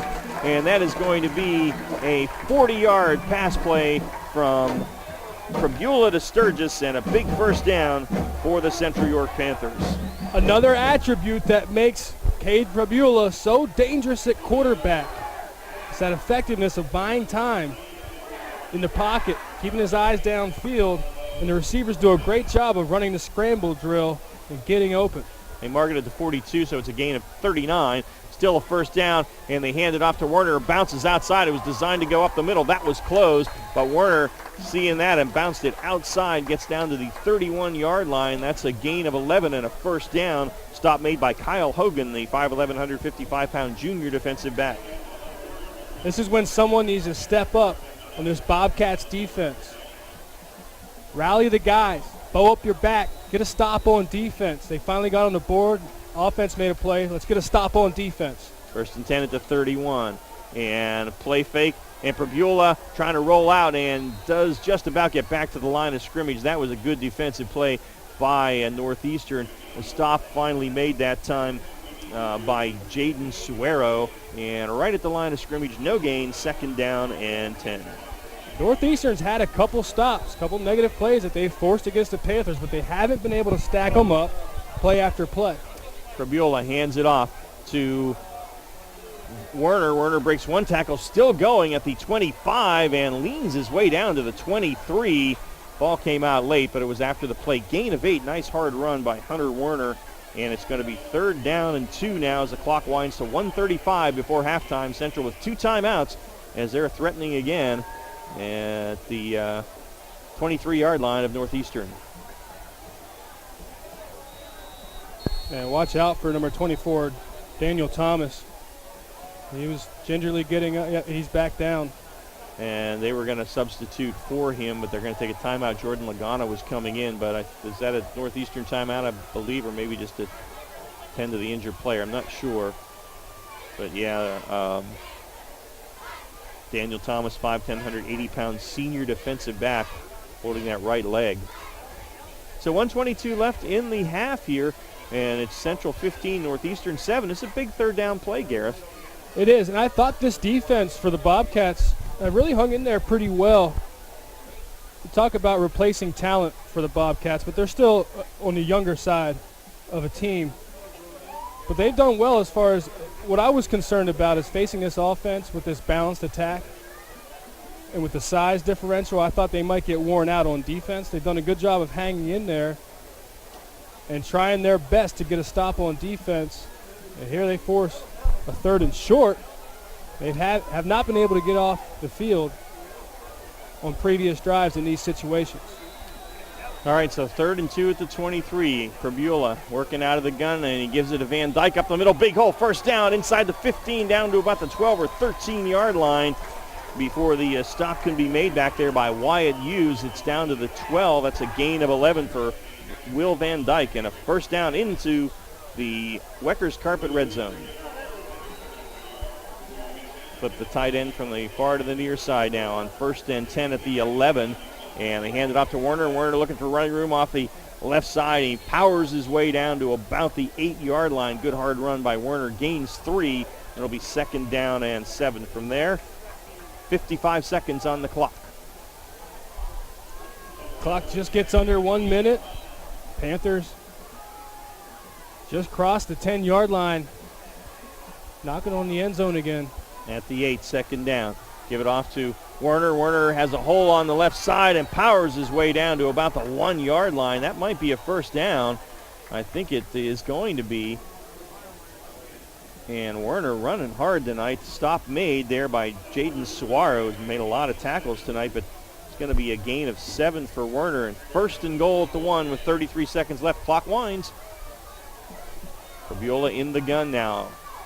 And they give it off to Van Dyke, hitting the backfield, push back, still on his feet, though. They can't get him down. Flag flies. That might be a face mask. He's brought down at about the 3 or 4-yard line, but it looks like Suaro might have gotten a hand on the face mask there. So we will see. That would have been a 3-yard loss, but flag lying at the 6. Good penetration from the defensive front. Force Warner to bounce it out. No, this is against Central, so it must be a hold. So they'll walk off a 10-yard penalty back to the 16. So it was a loss of 3 on the run, and then a 10-yard penalty on top of that. So 19 seconds left, and Central, I believe, is going to take its 2nd time out. So, again, Gareth, big penalty in the Weckers Carpet red zone for the Panthers tonight. And what's our theme with these penalties, Ron? Drive killers. Drive killers. They thought they were going to milk the clock down, not give the Bobcats any time, and they end up in a situation where they might run out of time themselves. 1st and goal from the 16-yard line. 19 seconds left in the half. Central does have 1 timeout left, but this is the 2nd penalty inside the Weckers Carpet red zone for Central when they look on the move to score tonight. Panthers lead at 15-7 over Northeastern. What I want to see here is Cade Pribula. I want to see the maturation process. He started last year as a sophomore. He's a junior this year. How is he going to handle this right before halftime? High pressure situation, 19 seconds left, 1 timeout on the clock. How is he going to manage and finish this drive? So it's 1st and goal from the 16, 19 seconds left. Central still 1 timeout. Pribula works in the gun. Takes the snap. Play fake. Pribula straight up the middle to the 12, and he is tattooed there by Fred Mulba. Who else? A gain of 4. Final timeout taken by Central now. So they will set it up here with 13 seconds left. Now, if they get out of bounds or an incomplete pass, they'll have time for 2 plays. But if Northeastern keeps them inbounds and out of the end zone, that clock is probably going to run out. Tim Sturgis, who already has a touchdown catch tonight. He's got 3 catches. Yeah, 3 catches and, 72 yards. And a touchdown tonight. And he's a nice target. 6'2", 185-pound senior. A potential fade target. Yeah, absolutely. Ball is at the 12-yard line. It's second down. It's goal to go. 13 seconds left before the Vito's Pizza halftime show, and Central out of timeouts now. So look for a fade pass or look for a waggle pass. Try to run a flood concept, stretch vertically the defense. Fabiola fades. He's got Sturgis out here in the end zone. Looking, rolling left, fires it way short, and somebody was on the wrong page there. Sturgis was deep in the end zone, and nobody really near. And Fabiola maybe just throwing that one away, seeing nothing was there with 7 seconds left. So maybe that was a mature play because he saw nothing open and didn't want the clock to run out. Absolutely a mature aspect. Know when to just get rid of it, live to play another down. As long as you can end a drive and a kick, you'll be okay. Yeah. All right, so it is 3rd and goal now, 7.2 seconds left. Ball at the 12-yard line. Fabiola out of the gun has 4 wide receivers this time, 2 each way. Takes the snap, fades to throw. In the pocket, fires it for the end zone, and Sturgis caught it, but he didn't catch it. He was out of bounds anyway. But there's still 2.2 seconds remaining. Pretty good coverage that time for Northeastern. And it's going to bring up a 4th down. It looks like we may have a field goal attempt here from the 12-yard line. And it's coming out to boot it there is looks that Joey Sowers out there. I believe it is. So it will be a 28-yard field goal attempt. Snap is there, set is down. The kick is up. It's well short. Did not get there, barely got into the end zone. And so we reach the Vito's Pizza halftime show. The field goal attempt is no good, and our score remains Central York 15 and Northeastern 7. So we've got a competitive game in our league opener here in Division I play, week 4 of the season, with Central looking to even its overall slate at 500, 2-2, and Northeastern looking to stay unbeaten. They are 3-0 in non-league play. So that's where we stand. We are going to take a break and come back with the Vito's Pizza halftime show on the high school football game of the week presented by WellSpan Sports Medicine on WOYK1350.com and Game Time PA. Serving New York for over 50 years. Check out their daily lunch specials Monday through Friday, 11 till 2. 2 slices of pizza and a small soda, only $3.99, or a small sub for only $4.25. Monday night, 2 large cheese pizzas for only $15.99. Tuesday, a large stromboli and large pitcher of soda, just $11.99. Wednesday, a large cheese pizza and large pitcher of soda, just $11.49. Vito's open till midnight, Monday through Thursday till 1 a.m., Fridays and Saturdays. Dine in at 1734 South Queen Street, York, or get carry-out. Call 843-1143. Runners know the challenge. It's not the uncompromising weather. It's not the pounding repetition. It's not knowing how to dig deep as you start the climb of that last hill. For runners, the challenge is the discipline to keep running. Flying feet. Casual runners, amateur runners, hardcore runners, no matter what level runner you are, Flying Feet Sports Shoes is with you every step of the way. Flying Feet has become the leader in athletic footwear and properly fitting the feet of runners throughout Central PA. Flying Feet has become the leader in athletic footwear, properly fitting the feet of runners throughout Central PA. And that holds true whether you're training or racing on roads, tracks, or trails. For those searching for that discipline, Flying Feet provides the latest shoe innovations, the accessories and equipment, and the inspiration to keep on running. Greg Baum and his staff have the knowledge and the true understanding of what running is all about. As one local runner put it, Flying Feet is family, and all runners are welcome. Flying Feet. Flying Feet Sports Shoes, 1511 Melrose Avenue, York, just off exit 18 of I-83. The Hershey Bears play here. The new Sports Radio 1350 WOYK. And welcome back to Central York High School. The Vito's Pizza Halftime Show. Ron Room and Gareth Hissong with you as the Bobcat Marching Band takes the field. We'll pick up a little bit of their show for you. It's a 15-7 Central York lead over Northeastern. Let's get our Browns, Orchards, and Farm Market scoring recap now from the first half. Well, a simple tell of how this game has gone thus far in the first half. Only 15 plays ran by the Northeastern offense to 36 from Central York. Wow. And it wasn't until the third possession for Northeastern. They were punting from their own end zone, and it was blocked by the punt return unit from Central York. 11 minutes, 40 seconds left in the second quarter. Central York took the lead 2-0. On the ensuing possession for the Panthers, they went 5 plays, a minute 55 seconds, and 48 yards. Finished with a 29-yard touchdown pass. Cade Perbula connects with Tim Sturgis with 9:28 left in the first half. Central York 9, Northeastern 0. Next possession for the Panthers. Starting at the 48-yard line of Northeastern, they go 5 plays, 52 yards, 2 minutes, 34 seconds, finished with a 24-yard touchdown run. Hunter Warner does the honors, his second rushing touchdown of the year with 5:09 left in the first half. Central York 15, Northeastern 0. Northeastern, the next possession, makes some noise going 3 plays, 55 yards, and a minute 24 seconds of the 46-yard burst. Wyatt Hughes runs for the touchdown, his second of the year, with 3 minutes, 30 seconds left in the first half, gives us our halftime score. Central York 15, Northeastern 7. All righty, and that scoring recap courtesy of Browns, Orchards, and Farm Markets. All right, we're going to let the Northeastern Bobcat Band take us to break. We'll come back with our Cookman Kunkel halftime stats for you in just a minute. It's 15-7, Central leading Northeastern here at the halftime. And we're hoping the band's going to get rolling here in a moment. Well, maybe not. We'll catch them out of our break. We'll be back with our Cookman Kunkel halftime stats after this. Donegal offers car and homeowners insurance at rates that are very competitive. So competitive that Donegal's car insurance rates are among the lowest in the state. And if you insure your car and home with Donegal, Donegal will take up to an additional 10% off their already low rates. Donegal, a better value.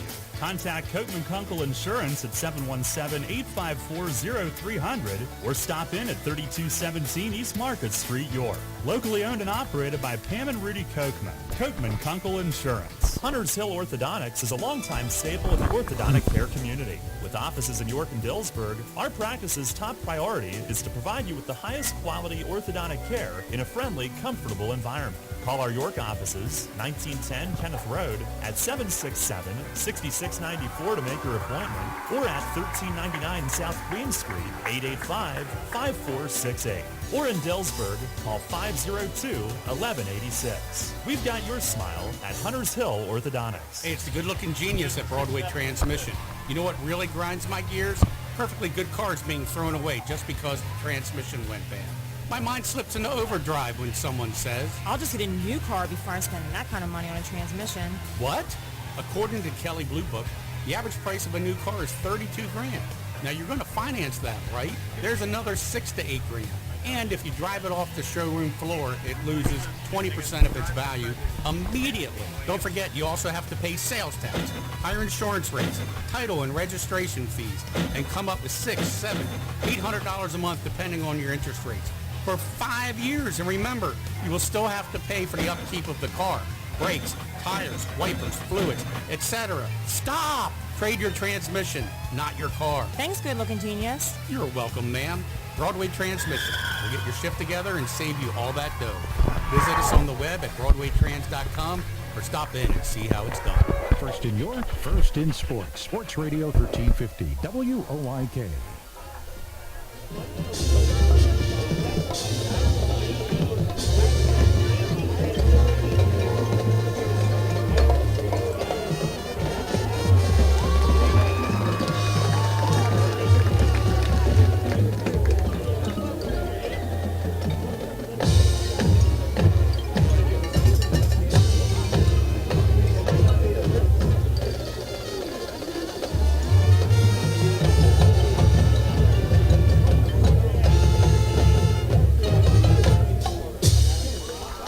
right, the Bobcat Band, a little Fiddler on the Roof music for us tonight here at halftime as Central leads Northeastern 15-7 here at the break. And time now for our Cookman Kunkel halftime stats. First, though, we got an update from Darrell Henry in Southern Maryland, and the Revs are down by a score of 6-0 in the fifth. So the Revs trying to wrap it up here, get into the championship series tonight. They're up 2-0 in that semifinal playoff series in the Atlantic League. We'll try and keep you posted. Hope the Revs can stage a comeback. But check our stats now for Northeastern on the ground. Frank Brown, their leading rusher, coming into tonight. Brown had 384 yards on the ground and 65 carries, averaging 128 a game and 5.9 a carry, but was injured early. Just 2 carries for 7 yards, hurt his leg, and that has certainly not helped the Bobcat offense. Wyatt used 2 carries, 47 yards, including that 46-yard touchdown burst up the middle late in the first half to get Northeastern back in this game. Tamar Willis, 3 carries for a net of -8. Zach Sanderson was sacked once, -7 yards there, and Fred Mulba, 2 carries out of the Wildcat for a net of 11 yards. So 10 carries, 50 yards on the ground for Northeastern in the first half. Sanderson through the air, 2 of 5 for just 11 yards. Mobile 1 catch for 6. Wyatt used 1 for 5. So only 61 yards of total offense for Northeastern tonight, but they are right in this game. For the Central York Panthers, on offense, they've put up a lot of yards, but they're only up by 1 score. Will Van Dyke, 10 carries, 73 yards on the ground. Hunter Werner, 15 carries, 84 yards, and a 24-yard touchdown run. Cade Fabula, 9 for a net of 7, and Mark Santos, 1 for 4. 35 rushes for 168 yards for Central in the first half. Fabula through the air, 4 of 8 for 89 yards and 1 touchdown. Tim Sturgis has been the man. He was the leading receiver coming in with 6 catches and 142 yards. And in the first half tonight, 3 catches, 82 yards, including a 29-yard touchdown reception. Mark Santos, the other catch for 7 yards. So 257 total yards for the Central York Panthers. And they lead at 15-7 here in the Vito's Pizza halftime show. We are going to take a break. The Bobcat Band will take us there. Come back with our York Traditions scoreboard show right after this.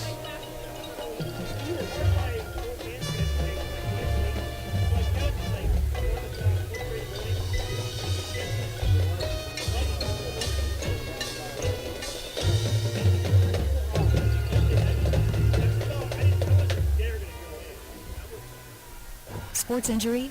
Walk into WellSpan Urgent Orthopedics for immediate care. No appointment is ever needed. Our orthopedic and sports medicine specialists are here to treat you.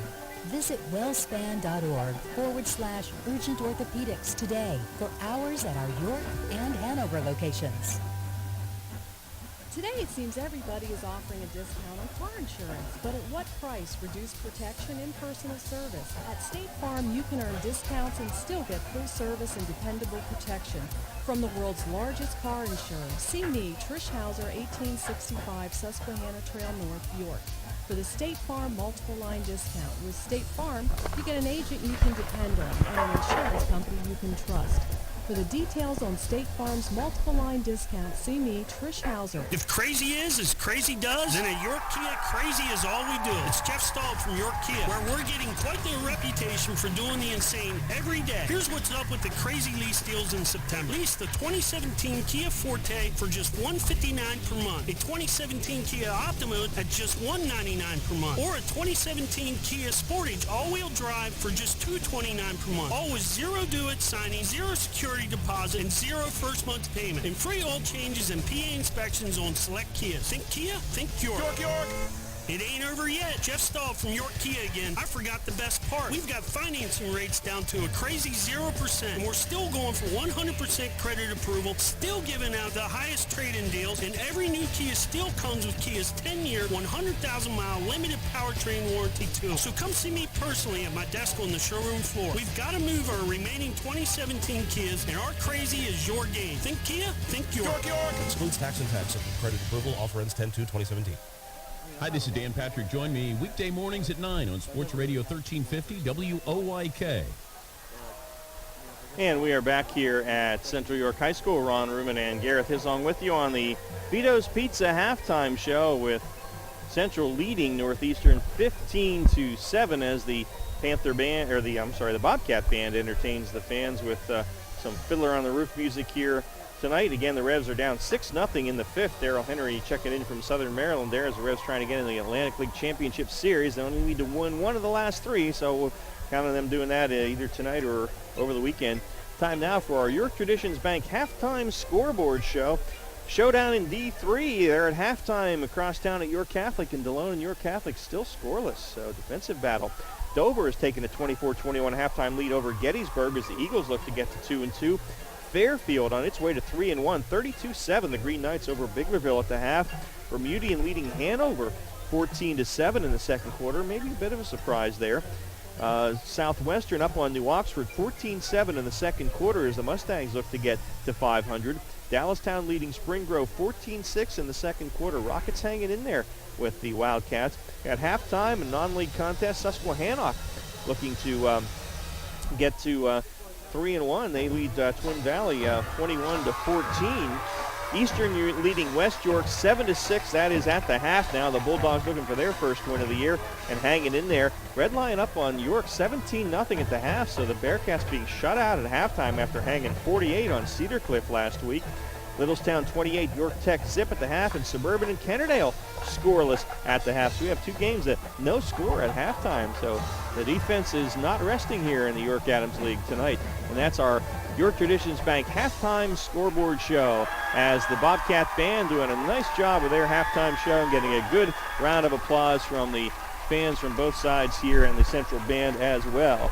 So we are going to take a break and come back with our Iaconos Coaches Pep Talk after this. The Vito's Pizza halftime show at Central 15, Northeastern 7 on the high school football game of the week presented by WellSpan Sports Medicine on WOYK1350.com and Game Time PA. Keep up to date on Penn State football all season on Sports Radio 1350 WOYK. I'm Ron Wood, and I have Penn State updates Wednesdays through Fridays. Hear from Coach James Franklin and key players as the Nittany Lions get ready for Saturday's game. Penn State updates are brought to you by your neighborhood Sure Save Markets, financial advisor Dave Sprinkle, and Penn State York.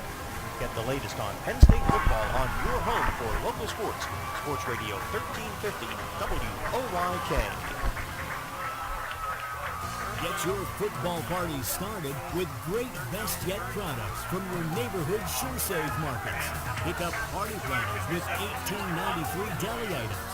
Team up Best Yet hot dogs with Best Yet kettle cooked chips.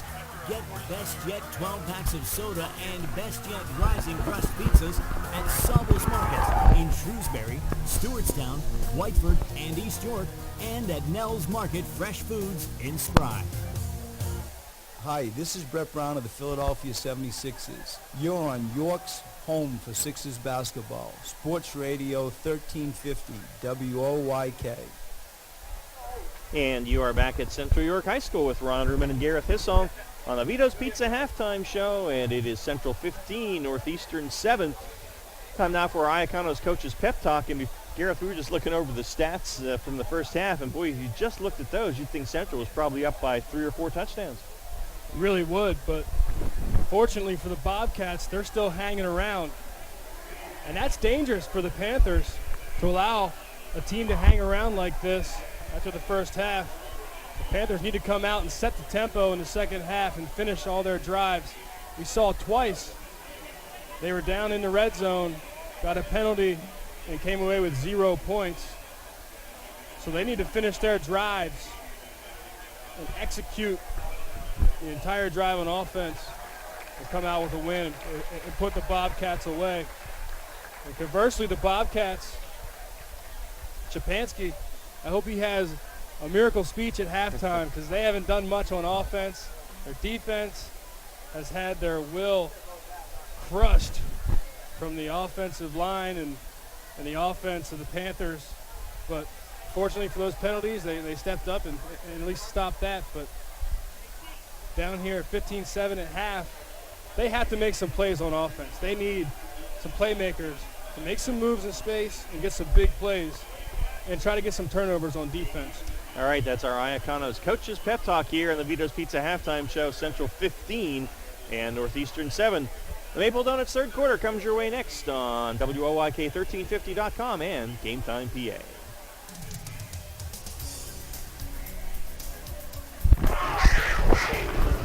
Penn State York.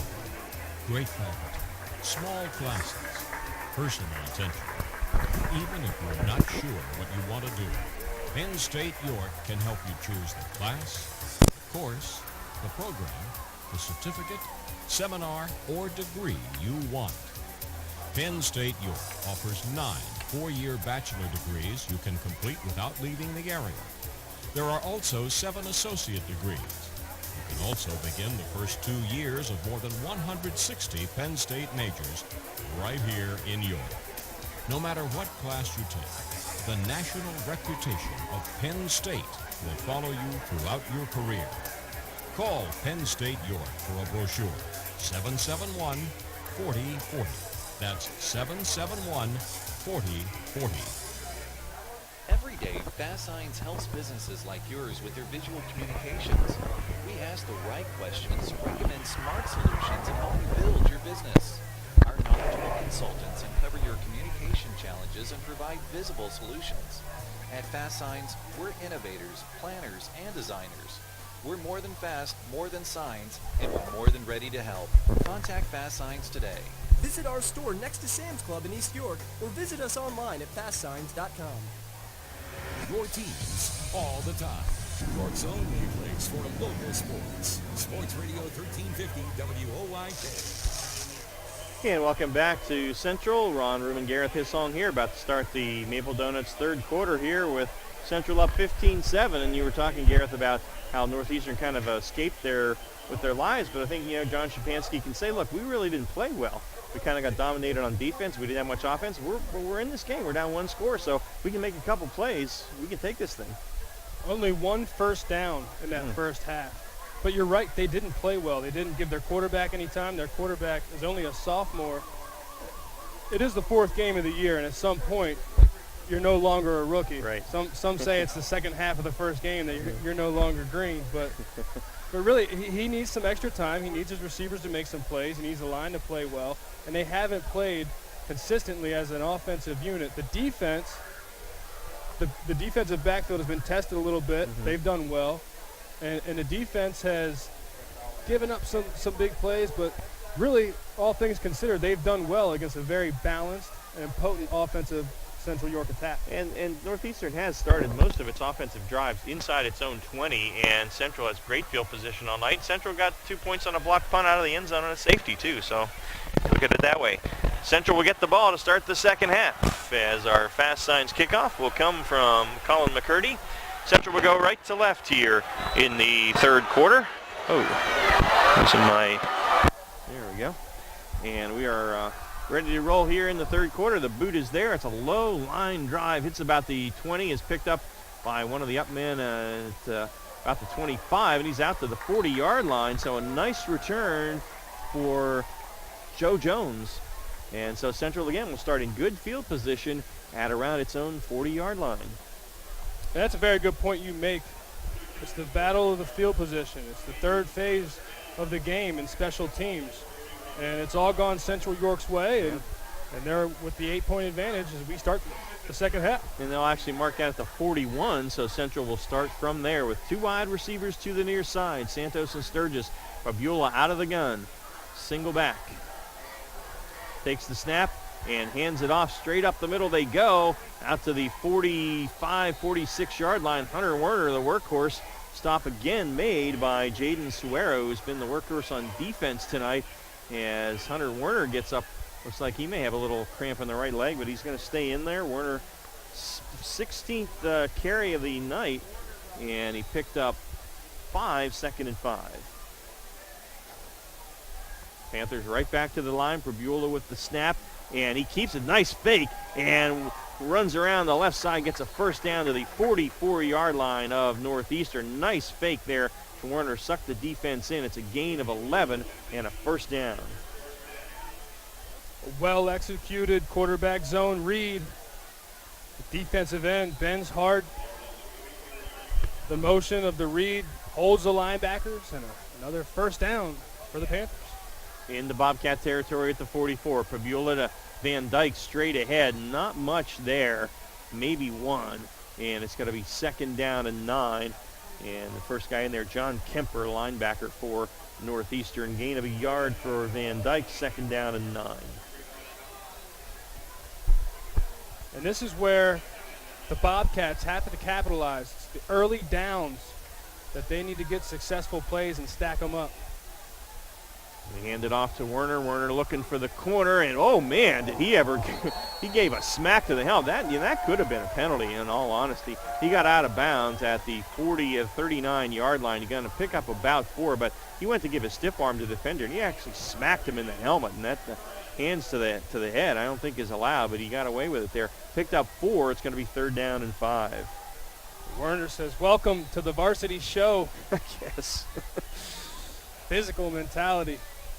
3rd and 5. Prebula out of the gun. He's going to throw. They bring the blitz. Prebula stands in there now. He runs away to the right side, showing the mobility. Fires. Flag down in the backfield. Pass is completed to Santos. He's run out of bounds by Mulba down at the 26-yard line. It would have been a gain of 13, but that flag looks like it's probably going to be a hold against Central.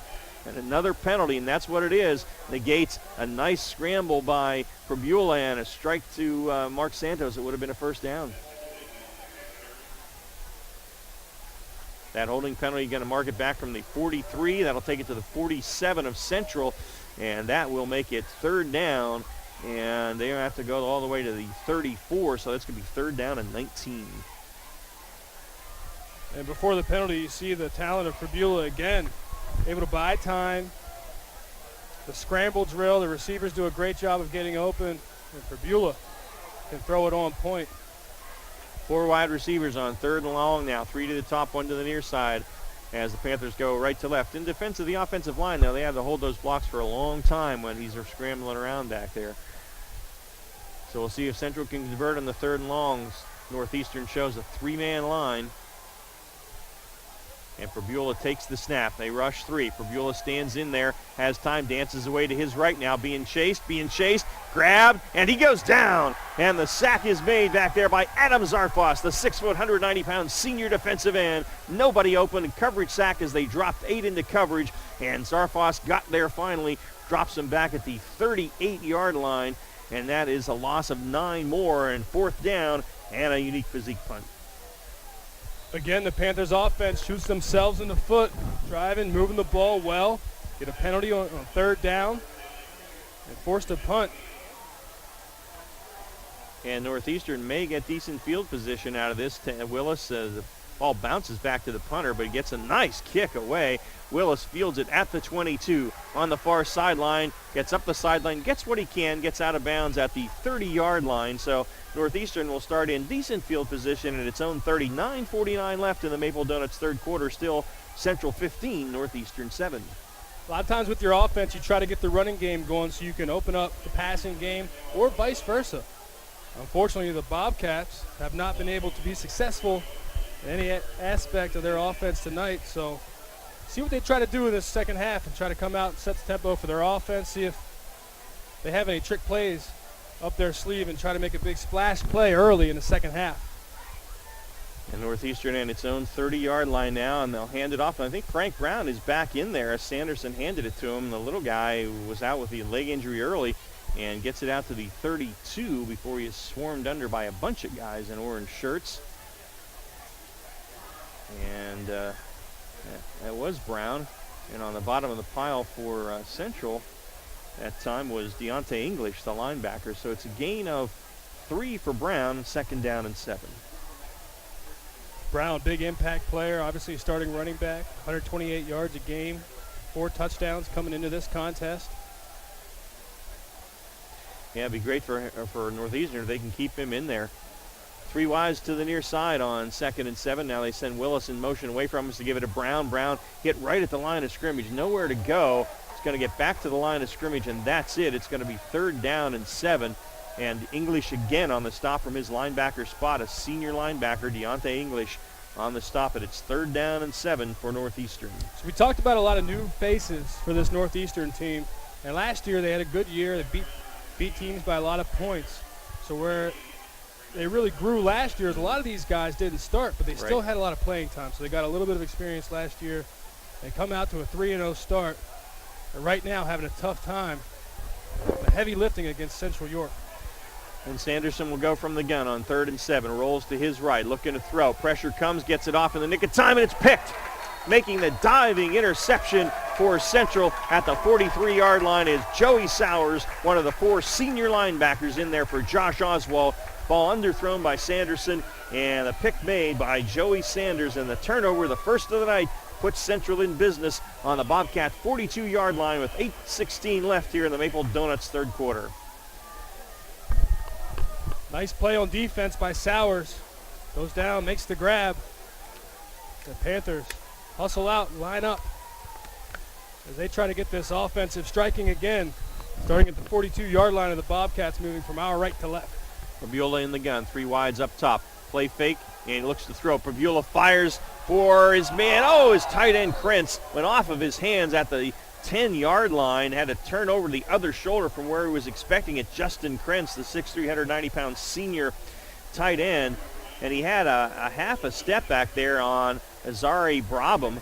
And off the hands it goes. Incomplete, second down. That was almost 6. Now, similar when you're on a fast break in basketball, you try to make something happen. When you get a sudden change, a turnover like this, try to take a big play and try to make a play downfield. Pregame on a play fake, keeps it over the right side, dives inside the 35 to the 34-yard line. Wyatt Hughes on the stop. It's a gain of 8 for Pregame, and it's going to be 3rd down and 2. Continue with consistent, methodical drives. They move the ball well. Get chunk plays on 1st and 2nd down, set up with 3rd and manageable. Pregame hands it off, and this is Werner, I believe. Werner, nice hole, and he keeps rolling. It's down to the 22-yard line, a gain of 10 and a 1st down. Stop made by Daniel Thomas, but again, a defensive back making the stop, and Hunter Werner is working on a big night as he gets, they'll mark it at the 23-9, but it's a 1st down for Central. Pregame quickly out of the gun again. Hands it off to Van Dyke. Van Dyke off the right side. He's down to the 15 there, getting huge chunks of yards now as Wyatt Hughes and Jaden Suaro on the stop. Again, the linebackers making the tackle, but a gain of 9 inside the Weckers Carpet red zone. And Pregame has him back to the line right away. Working on that weary defense. Van Dyke off the right side, and Van Dyke is down to the 12-yard line. That's enough for a 1st down, gain of 3, 1st and 10 at the 12. See these consistent positive plays, 5 yards, 7 yards. That's why I was concerned about this defense for the Bobcats. Were they going to get worn out in the first half? They did a good job being resilient, staying in there, see if they persevere. And the handoff is to Werner off the left side. Big hole. He runs hard into the end zone. He absolutely ran over a defender at the 5-yard line. And Hunter Werner into the end zone for the 2nd time tonight. And that one on a 12-yard burst off the left side. And Central extends its lead to 21-7. 7:02 left in the 3rd. Hunter Werner delivers a big blow on his way to pay dirt. This offense is fun to watch when they're clicking. And the PAT to come now from Basile. Set is there. The kick is up, and that one is through with authority. So 7:02 left in the 3rd. The lead is 15. Central 22, Northeastern 7. Back after this on the high school football game of the week presented by WellSpan Sports Medicine.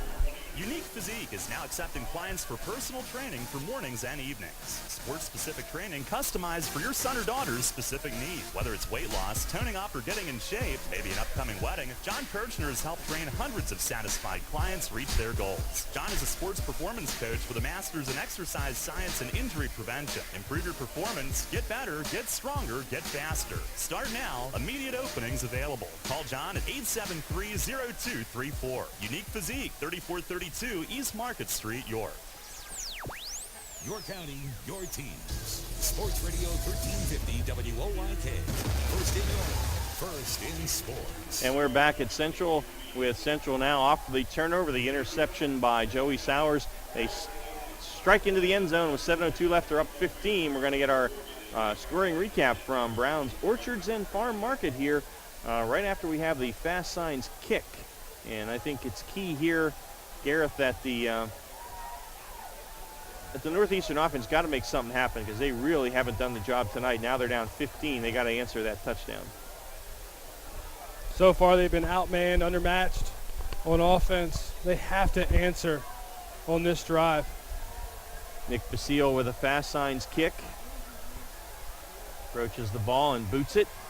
High end over end. It's going to be taken by Willis at the 7 on the near hash. Cuts to the middle of the field. Willis through the defense into the secondary at the 40 and the 45 and dragged down at about the 46-yard line. So a nice return by Tamar Willis will set Northeastern up in good field position. Hunter Werner on special teams making the tackle, the guy that just scored the touchdown. So Northeastern in the best starting field position of the night for them, I believe, their own 46-yard line.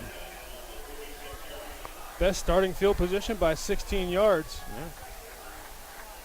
So we'll see if they can do something with it now as then Wyatt Hughes is the deep back, so Brown is not in there right now. 4-man front for Central. They crowd the line. Hughes straight up the middle and not much there. He gets out to the 48. Gain of 2. It'll be 2nd down and 8. The big beefy guys in the middle there. Ben Barkowski at 270 and Chris Afanuga at 300 pounds clogging up the middle and a short gain for Hughes of 2. Done a real good job stopping this offensive attack. Only let up one big play. It was a 46-yard touchdown run. Other than that, no blemishes against this defense. Sanderson gives it to Hughes again, straight up the middle. He's to midfield, and that's about it. Afanuga is there, along with Sowers. And it's a gain of 2 more, so it's going to be 3rd down and 6 now for Northeastern right at midfield. We see on defense the Bobcats have not done well on getting off the field on 3rd down. They need their offense to convert. They get a fresh set of downs to keep this drive alive. 3rd down and 6 at midfield now. 5:48 on a turning clock in the Maple Donuts 3rd.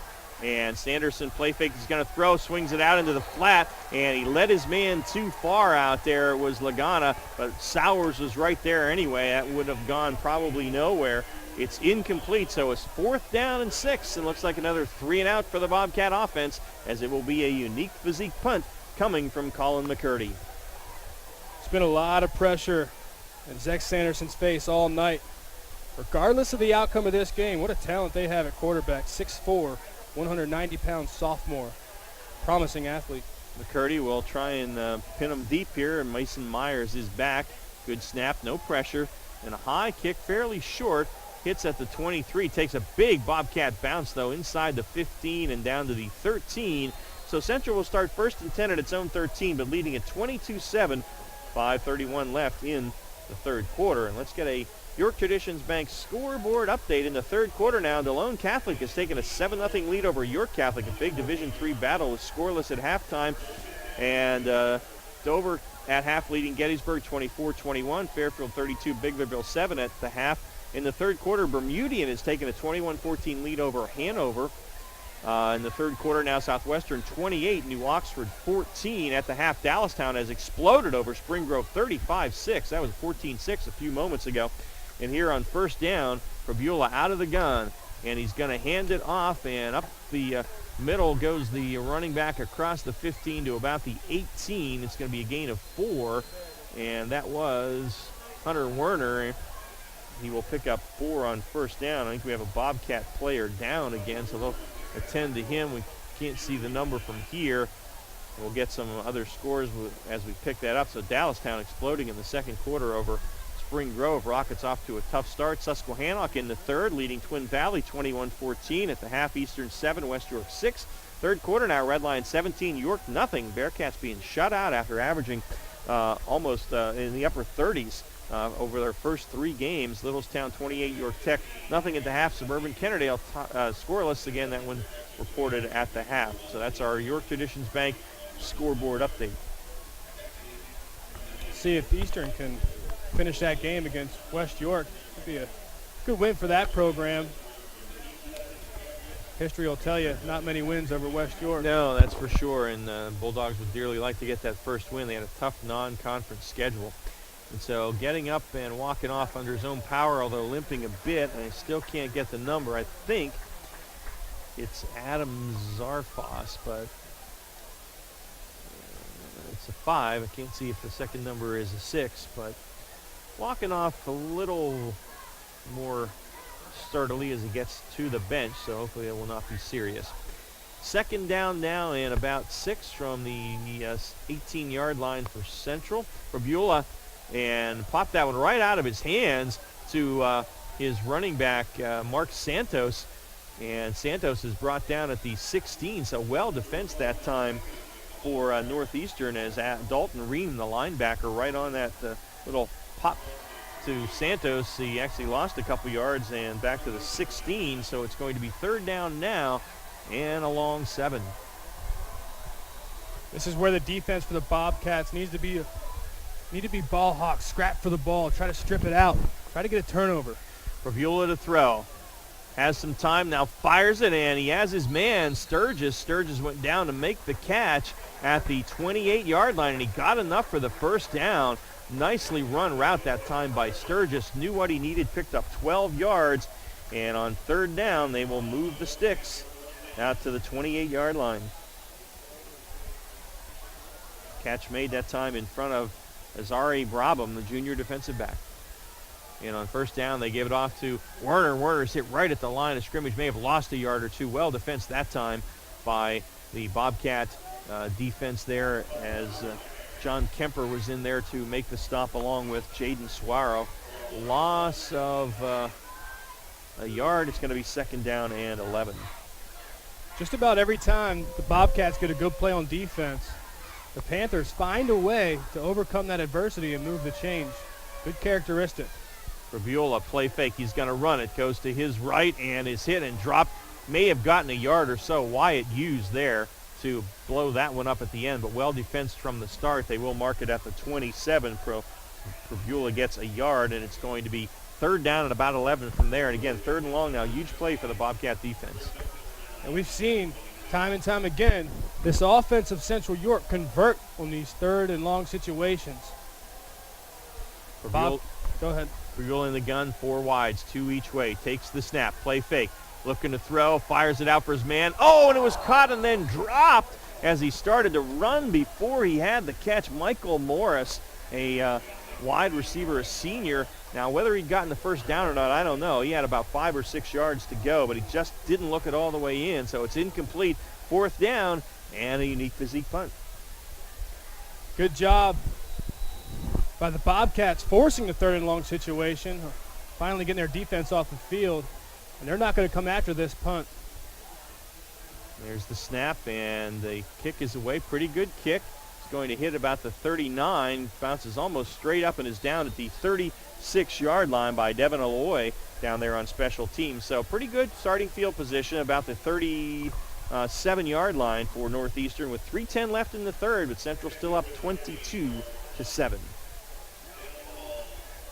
And again, we got to see some kind of a response from the Bobcats. We haven't seen them go to any trick plays yet, but I imagine it's there as they continue to hang around.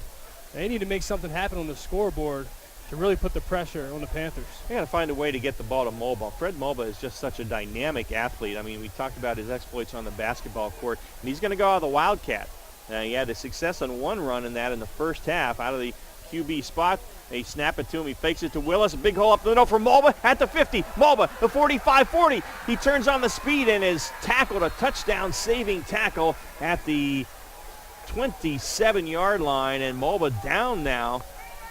Hopefully not hurt. And the touchdown-saving tackle, I think, was made by Darnell Johnson, the defensive back. So that's a gain of 13 and 23, 36 yards for Mulba. But he is still down on the field, and that would be a real critical blow because not only offensively has he done it a couple times, but he's been a stud on defense, and maybe they're working on the lower left leg, so we'll have to see. He has the helmet off.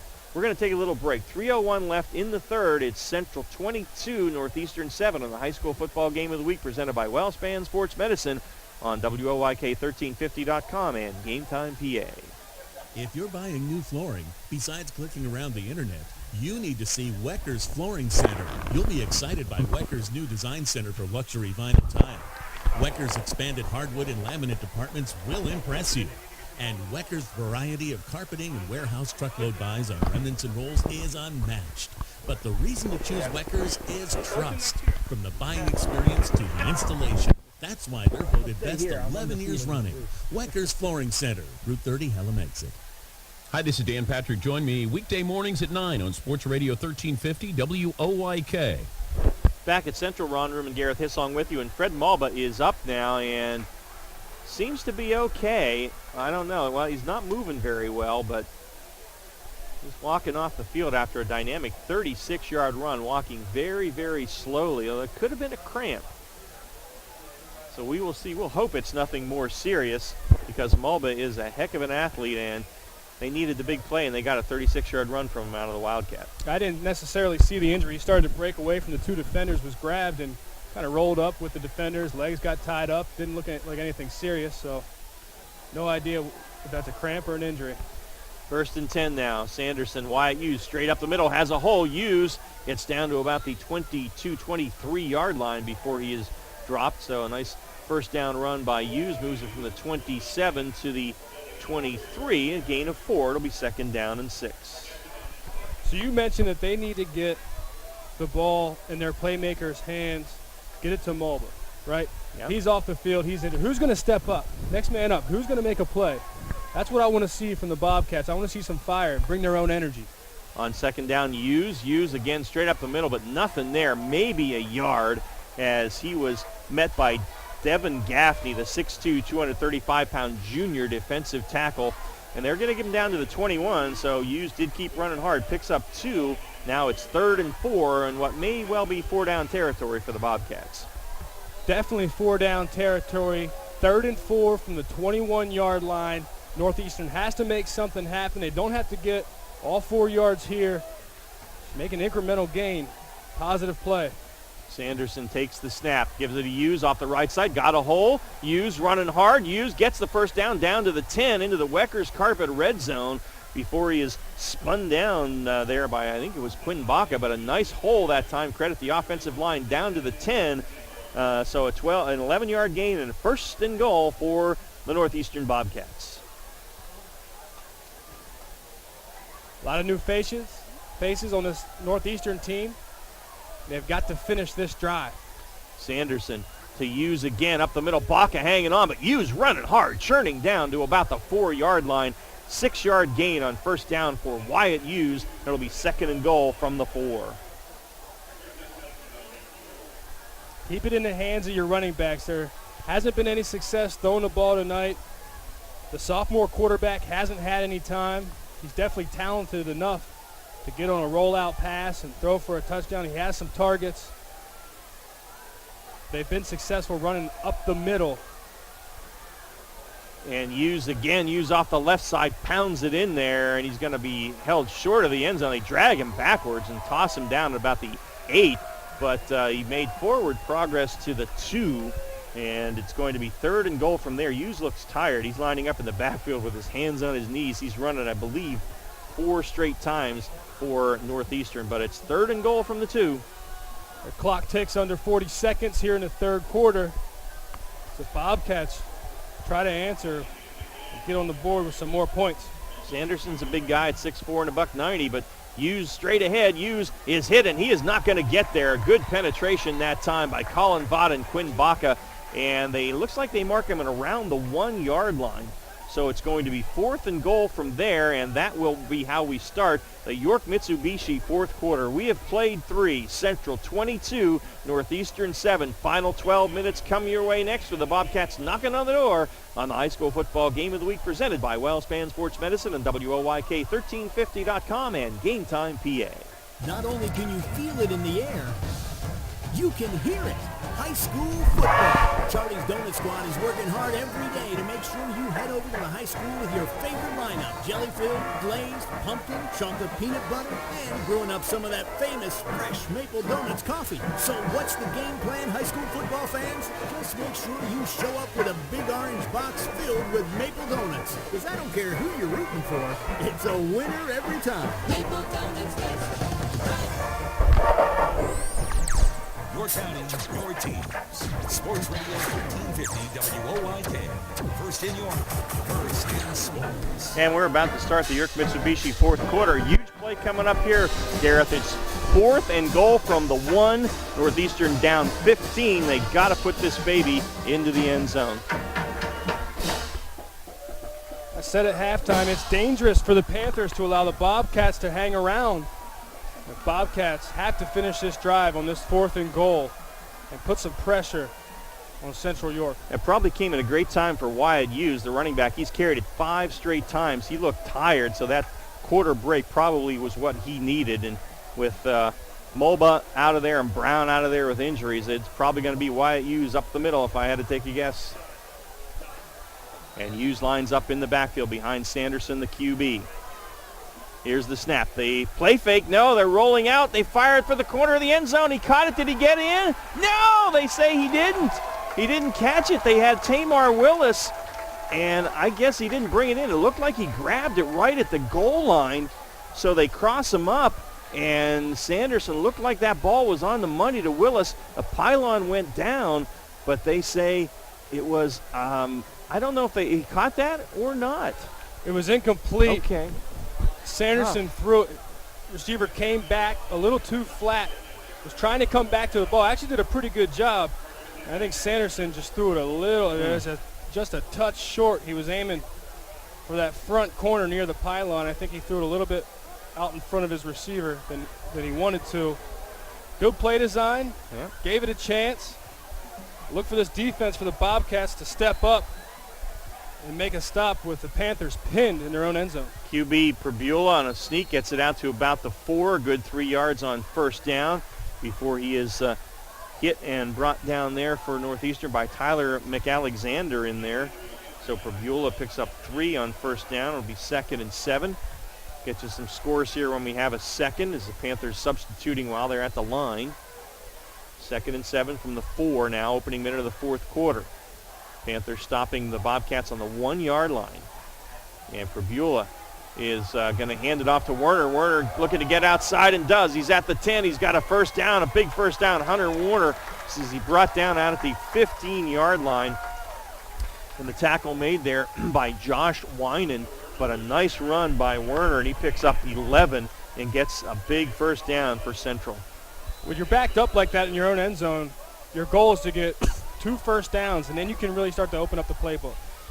And it's straight ahead to about the 18 or 19-yard line for Central. And again, that is Van Dyke on that carry. He picks up 4. It's 2nd down and 6. And Karen Perrier on the stop for Northeastern. Ball just shy of the 20, 2nd and a short 7.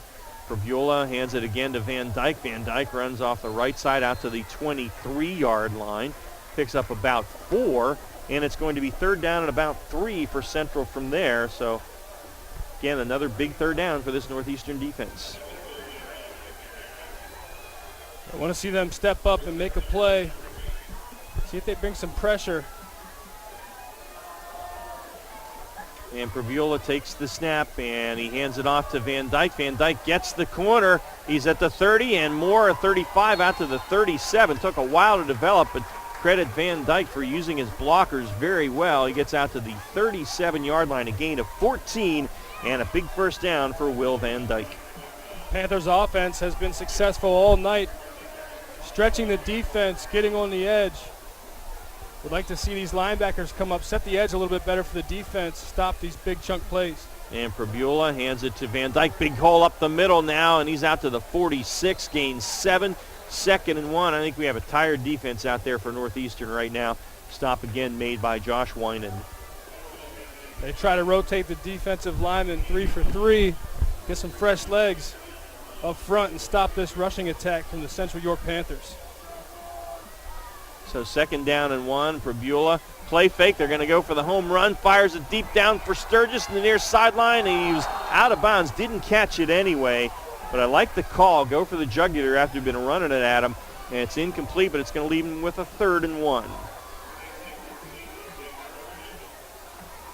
Another 3rd down situation The Bobcats need to step up and get the ball back.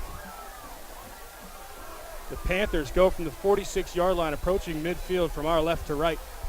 Fabiola again working out of the gun on 3rd and short, and he's going to keep it. Play fake, has the first down. Cross midfield down to the 45 of Central.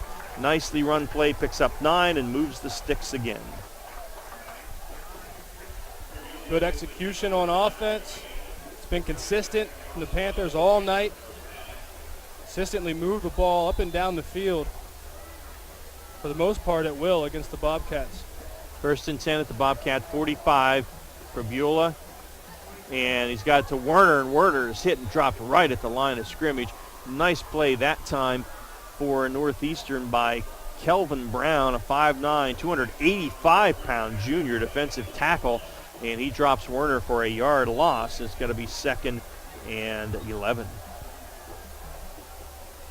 Fabiola takes the snap, hands it to Van Dyke. Nice hole up the middle. Van Dyke runs hard, and that ball is loose. The ball is loose, but I think, no, Sturgis had it, and Sturgis may still have it. He had it once and then lost it. Van Dyke had about an 11-yard gain, and Sturgis able to dive on that one for Central, so that could have been the turnover that could have saved this game for Northeastern, but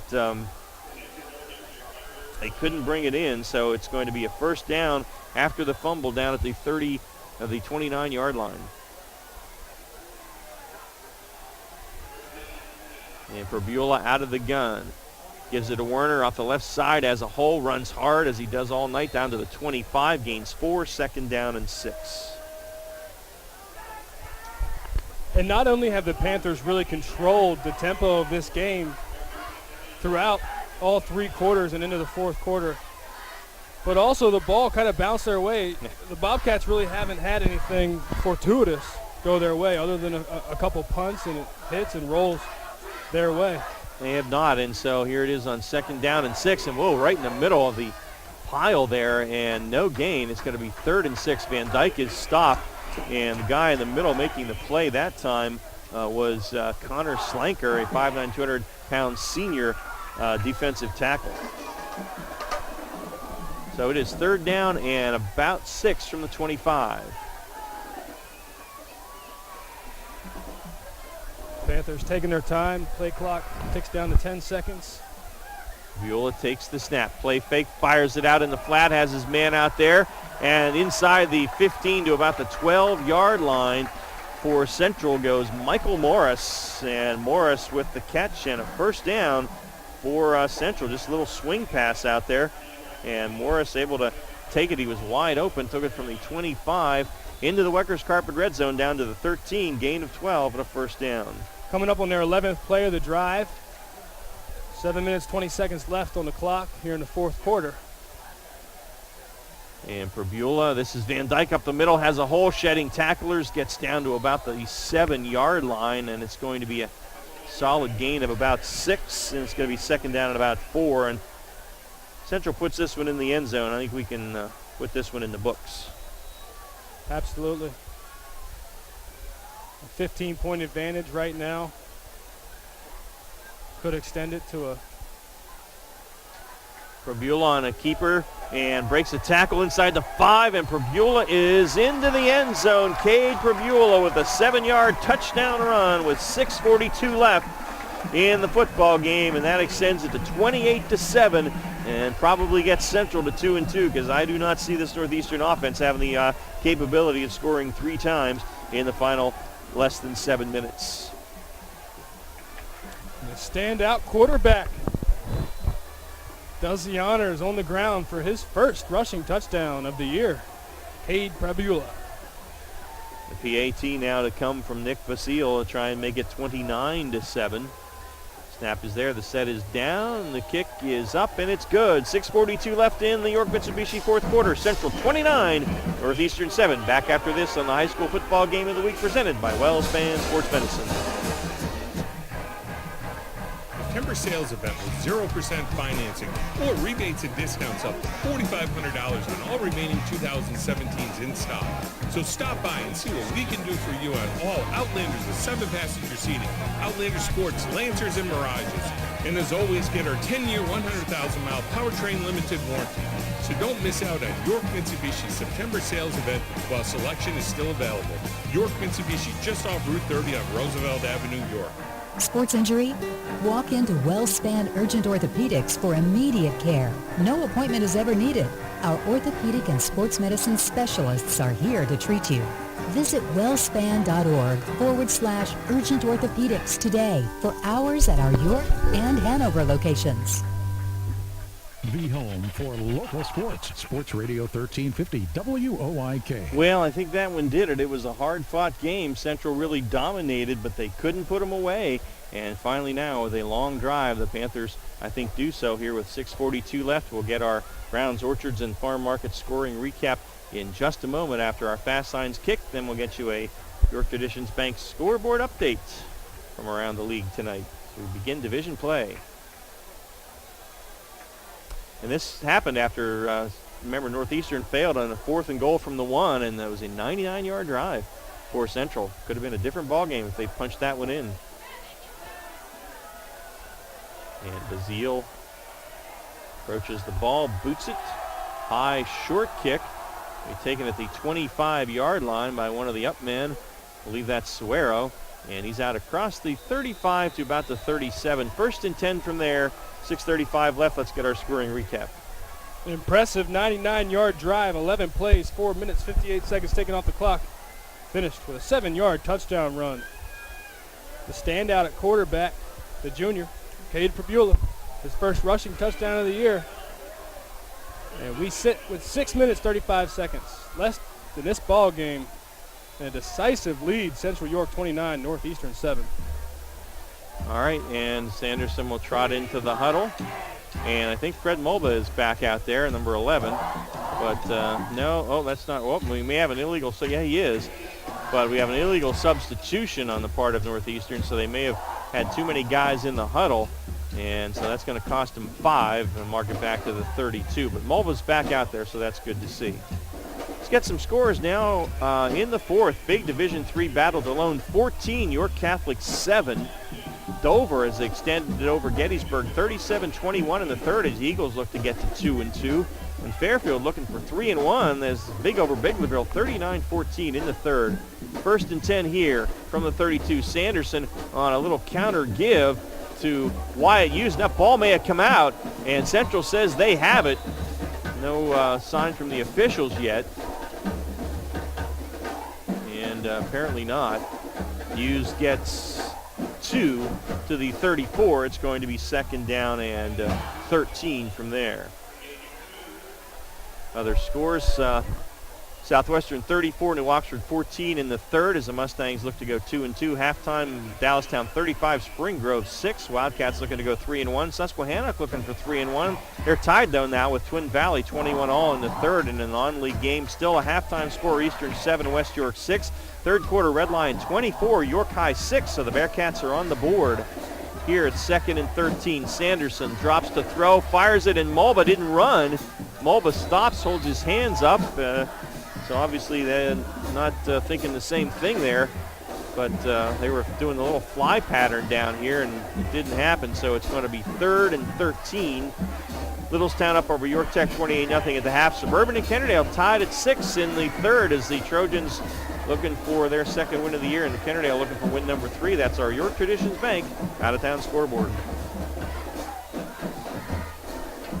Good matchups going on around the league as we open up league play this week. So here it's 3rd down and almost 14.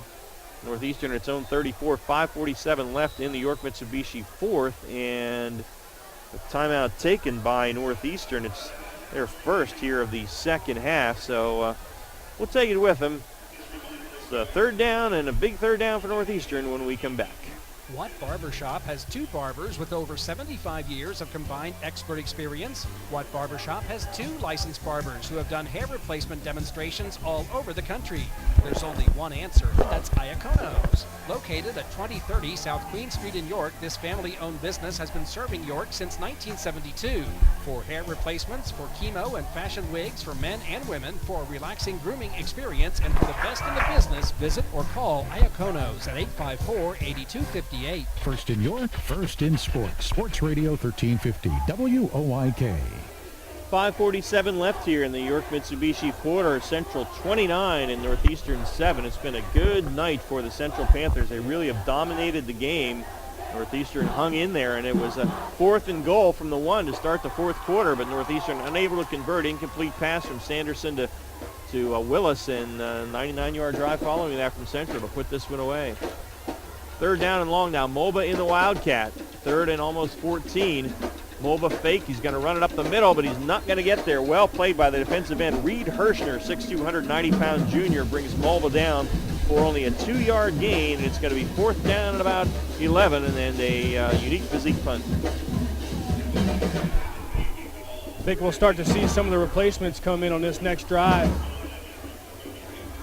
At Northeastern, they'll go home after this game and try to work on some offensive schemes to get a spark. Young Northeastern team lost a lot of guys that were 2-year starters to graduation, but opened up 3-0 in the non-con schedule. But ran into a tough Central team tonight. Punt bounces inside the 30 down to the 27-yard line. 1st and 10 from there for the Panthers, and I would think you're going to see a strict ground game from Central now with 5:01 left, as they're going to look to pound out as much time as they can. Next week, we're scheduled to be at Northeastern as Red Lion will come to town. Red Lion looking to go 4-0 as they have a big 24-6 lead over the currently unbeaten York High Bearcats in the 3rd quarter. So we will see what happens there. Another big Division I matchup, and see who's going to take the early lead in the division standings. Raviola out there with Werner and Van Dyke. And 1st down at the 27-yard line. And they give it to Werner off the left side, and Hunter runs hard, as he does every time, out to about the 31-yard line. It's a gain of 4, and it'll be 2nd down and 6. You got to wonder, if you look at these, at the out-of-league games both these teams played. Central, they beat West York, lost to Cumberland Valley 35-0, lost to Hempfield 24-21 last week. 2nd down here, they give it off to, I think that was Van Dyke. It's kind of tough to pick him up. I'm looking sideways at him as they get the ball. It's out to the 37. It's going to be a yard shy of the sticks. It was Van Dyke, so he picked up about 4, and it's 3rd down and very short. And that does so much for this team to go out and play out-of-league talent programs of the caliber of the Cumberland Valleys and the Hempfields, and they come back into league play. And they were ready, and this again, I believe Van Dyke off the right side, and he just keeps running out to the 41-yard line, so that's going to be a gain of 5, and it will move the sticks as Will Van Dyke does it for Central, and clock down to 3:53 now, and it will wind momentarily. Conversely, for Northeastern, they played Daniel Boone, beat them 27-12, beat York Suburban, beat Solanco. And you can't control what other programs are doing. You know, it's up and down. Solanco was a good test, but not the caliber of Cumberland Valley and Hempfield. And Panthers certainly prepared tonight. They sure are, and Prebula play fake's going to keep it around the right side at the 50, at the 40. Prebula down to the 34-yard line, and Cade Prebula on a nice run. He'll mark it at the 33. It's a 27-yard run for Cade Prebula as he gets another 1st down for the Panthers. Clock at 3:26. And Panthers, dominant performance tonight. Cade Prebula, very good-looking quarterback. He's a junior, promising athlete for this program. And Central, I'm going to run some clock here, play clock at 10. They're going to take as much as they can down to 3:10 now. They're in control 29-7.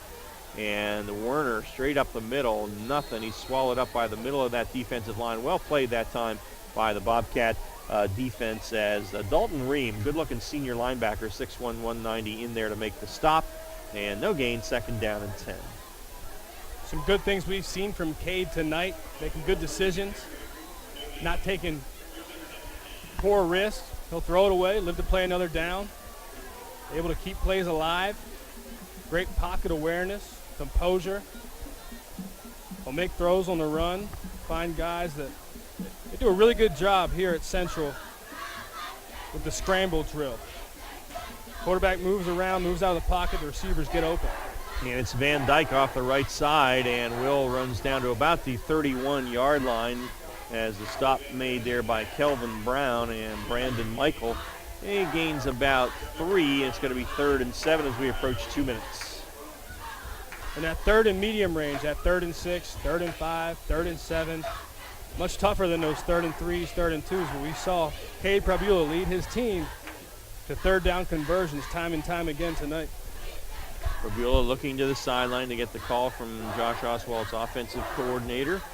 And play clock inside 10 now. Game clock at 1:42.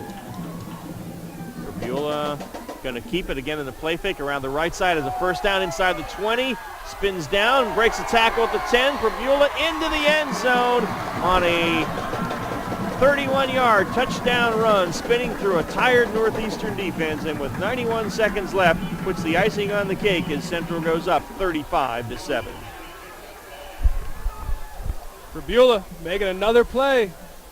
His 2nd rushing touchdown tonight and his 2nd rushing touchdown of the year. Central expands its lead, depending on the field goal kick. So a good win for the Panthers to get to 2-2, 1-0 in the league, and the Bobcats will suffer their first loss. They'll go to 3-1, 0-1 in the league and get ready for Red Lion next week, which will not be an easy one either. And the PAT is good. So with 1:31 left, it is 37-7. Central, or 36-7 rather. Central up big here. And we'll get our Browns, Orchards, and Farm Market scoring recap here in just a second. See if we have any out-of-town score updates for you. Some of these other games are getting down to the end as well. And in the 4th quarter now, it is DeLone 21, York Catholic 7. So the Squires looking to take the early lead in D3. Dover over Gettysburg 44-21 in the 4th. Eagles looking to get to 2-2. Fairfield looking to go 3-1, and they're going to do it 39-14 over Biglerville in the 3rd. Bermudian has defeated Hanover 27-7, our first final. Southwestern 34, New Oxford 14 in the 3rd as the Mustangs look to get to 500. Dallastown 49, Spring Grove 6 in the 3rd. Wow, tough start for the Rockets. They're going to go to 0-4, and Dallastown will be 3-1. Twin Valley is now taking the lead over Susquehannock 28-21 in the 4th. Susquehannock led that one 21-7, I believe. Eastern over West York in the 3rd, 14-6. Red Lion 31, York 6 in the 4th quarter. That's a big win for the Lions in Horn Field. And in the 3rd, Suburban and Kennedale still tied at 6. Nothing other than the halftime. Littlestown 28, York Tech nothing. That's our York Traditions Bank scoreboard. And here's the Fast Signs kick from Central, a high end over end of the 21-yard line taken by Jordan Lagana. Lagana out to the 30, 1st and 10 for Northeastern, and now our Browns, Orchards, and Farm Market scoring recap. And for the finishing touches, the Panthers go 6 plays, 4 minutes, 36 seconds, cover 63 yards. And after 2 big runs on the drive for Cade Prabula, he finishes the drive with a 31-yard touchdown run. 2nd of the night, 2nd of the season. And we are here, a minute 26 left in the ball game. Central York 36, Northeastern 7. All right, Sanderson will work from the gun. We'll see if they just kind of run this thing out here, a couple of running plays. Sanderson turns, hands it off. And off the left side, I think we've got in there Tripp Williams, the running back now. And so Williams is going to pick up 4, and it'll be, we'll give him 5 to the 35. It'll be 2nd down and 5.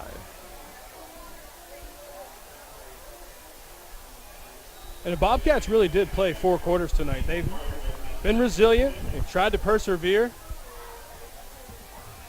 Too much heavy lifting facing this Central York team. Second down and 6 as they mark it at 29 as we go under a minute now. Sanderson's going to throw. Fires it deep down the far side. Still going for Malba. Malba leaps high and makes the catch. Still in bounds, and he's brought down at the 38-yard line. So that is a gain of 33 yards. That's the play they were trying to hit earlier when it would have made a difference and they couldn't connect. Malba pulls in the 33-yarder. Showed some of his leaping ability there, but Malba again is down. And that may be a cramp, hopefully nothing more, as he was down earlier as well at the 38-yard line. But you saw how high Fred went up there, and as I mentioned, he can take off at the free throw line at 5'10" and dunk it, as he did several times on the basketball court last year for John Eister's Bobcats. Send me some videos when you call those games. I would like to see that. Yeah, you know, some of them were on Game Time as well. Yeah, they were an entertaining team last year. As you mentioned, they got to the Final Four in 5A, won the district, won the league. They were an exciting team. Now, they lost a couple of guys off that team, Brandon Coleman and, the point guard, and his name is escaping me at this moment. I apologize. But they have 3 starters back. They weren't a particularly deep team last year, so I think they're going to want to work on getting some more depth. But I would think, going to be a contender again in Division I. It's going to be a different ball game. Eli Brooks has gone from Spring Grove off to play at the University of Michigan, and he was something to behold. Good luck to him. Yeah, 1st and 10 at the 38. Sanderson in the pocket, scrambles away from pressure. He's going to run it now at the 35. Sanderson down to the 30 as he picks up 8. Sanderson, a big guy at 6'4", 190, a basketball player, picks up 8. We're down to 26 seconds now, and Northeastern's taking a timeout. So, well, John Shapansky trying to keep these guys' heads up and probably teaching them you got to play till the final whistle, right? And it could be a close game. You can't give up.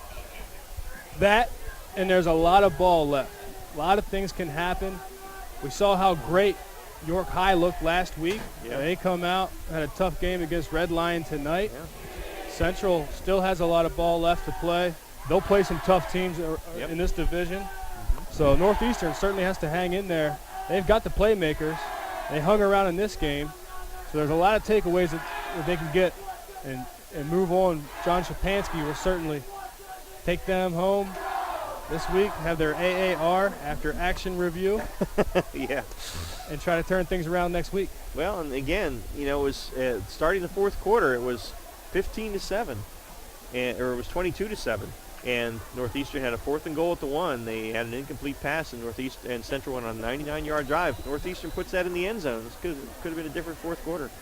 Sanderson to throw, under pressure, steps away, fires it, and he's got his man Tamar Willis out of bounds at the 16-yard line. So that is a completion of 14 yards and a first down.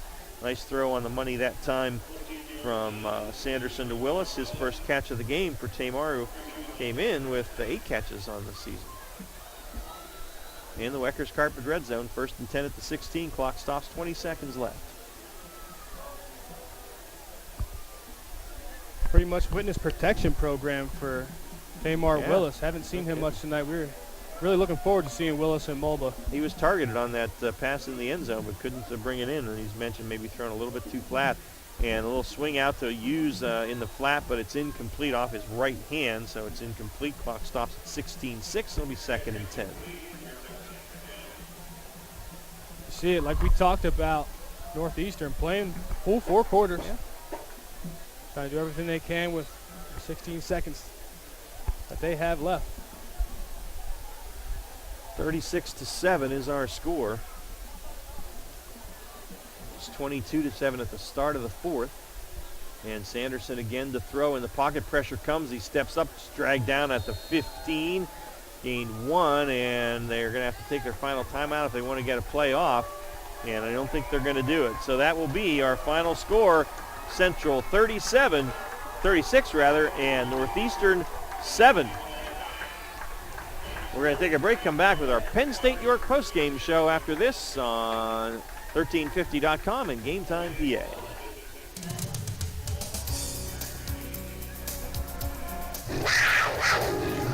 Penn State York.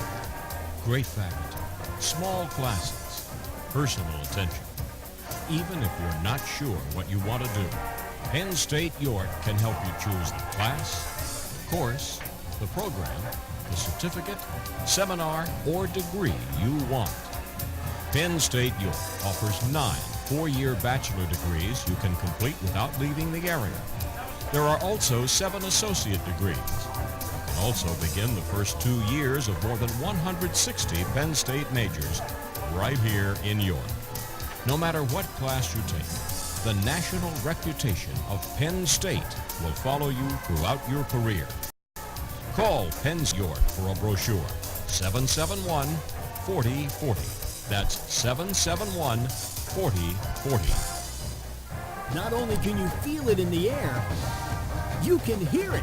High school football. Charlie's Donut Squad is working hard every day to make sure you head over to the high school with your favorite lineup. Jelly-filled, glazed, pumpkin, chocolate peanut butter, and brewing up some of that famous fresh Maple Donuts coffee. So what's the game plan, high school football fans? Just make sure you show up with a big orange box filled with Maple Donuts. Because I don't care who you're rooting for, it's a winner every time. Maple Donuts race. There's only one place for local high school sports. Sports Radio 1350. All right, as the Panther band celebrates below us here, the Central Panthers celebrating a home win 36-7 tonight over Northeastern, the opening of league play. Time now for our Browns, Orchards, and Farm Market scoring recap for the night. First score came courtesy of a safety on a blocked punt with 11 minutes 40 seconds left in the second quarter. 2-0. Central York took the lead on the ensuing possession for the Panthers. They went 5 plays, a minute 55 seconds off the clock, 48 yards finished with a 29-yard touchdown pass. Cade Pregame connects with Tim Sturgis with 9:28 left in the second quarter. Central York 9, Northeastern 0. Next possession for the Panthers, another 5-play drive. Go 52 yards, take 2 minutes 34 seconds off the clock, finish with a 24-yard touchdown run. It was Hunter Warner doing the honors for his second rushing touchdown of the year. 5 minutes, 9 seconds left to go in the first half. Central York took the lead 15, Northeastern 0. And just before half, Northeastern had a 3-play, 55-yard drive, a minute 24 seconds. Finished with a 46-yard touchdown run from Wyatt Hughes, his second rushing touchdown of the year, with 3:36 before halftime. Gave us our halftime score. Central York 15, Northeastern 7. And after the half, in their second possession in the third quarter, the Panthers, 5 plays, a minute 14 seconds, 42 yards, finished with an 11-yard touchdown run. Hunter Warner, second touchdown of the night, third of the season. With 7:02 left in the third quarter, Central York 22, Northeastern 7. And in the fourth quarter, first possession for the Panthers, 11 plays, 99 yards after a big goal line stand. Their defense, 4 minutes, 58 seconds taken off the clock. Finished with a 7-yard touchdown run. The quarterback, Cade Pregame, his first rushing touchdown of the season with 6:42 left in the game. And it was Central York 29, Northeastern 7. The final score, scoring possession for the Panthers went 6 plays, 4 minutes, 36 seconds, 63 yards. And again, it was Cade Pregame, this time a 31-yard touchdown scamper. And that gave us our final score, Central York 36, Northeastern 7. And our scoring recap courtesy of Browns, Orchards, and Farm Market here on the Penn State York postgame show. We are going to take a break, come back with our WellSpan Sports Medicine postgame stats right after this. Browns, Orchards, and Farm Market in Loganville was built on teamwork, commitment, and passion. For over 65 years, Browns has been a delicious destination for hand-picked fruits and award-winning bakery treats. As we celebrate football season, make Browns Catering your tailgating headquarters for barbecue, party trays, wings, steamed shrimp, giant 2-foot subs, and more. Browns applauds every football player, coach, cheerleader, band member, and parent for your teamwork, commitment, and passion for the game. Come to Browns in Loganville to celebrate the big win. BrownsOrchards.com. Sports injury? Walk into WellSpan Urgent Orthopedics for immediate care. No appointment is ever needed. Our orthopedic and sports medicine specialists are here to treat you. Visit wellspan.org/urgent orthopedics today for hours at our York and Hanover locations. It's time again for York Mitsubishi's September sales event with 0% financing or rebates and discounts up to $4,500 on all remaining 2017s in stock. So stop by and see what we can do for you on all Outlanders with 7-passenger seating, Outlander Sports, Lancers, and Mirages. And as always, get our 10-year, 100,000-mile powertrain limited warranty. So don't miss out on York Mitsubishi's September sales event while selection is still available. York Mitsubishi, just off Route 30 on Roosevelt Avenue, York. First in York, first in sports. Sports Radio 1350, WOYK. And welcome back to Central York High School. Ron Ruman and Gareth Hissong with you on the Penn State York postgame show as Central takes it 36-7 over Northeastern to go to 2-2 on the season, 1-0 in the league. And Northeastern drops its first. They're 3-1 and 0-1. Our final stats now courtesy of WellSpan Sports Medicine. For Northeastern, they struggled all night. Frank Brown, their leading scorer, was injured much of the game, or their leading rusher, I should say, ended up with 4 carries for just 10 yards. Wyatt Hughes, 11 carries, 79 yards, most of that a big 46-yard touchdown run in the first half. Tamar Willis, 3 carries for a net of -8. Zach Sanderson, 3 for 2.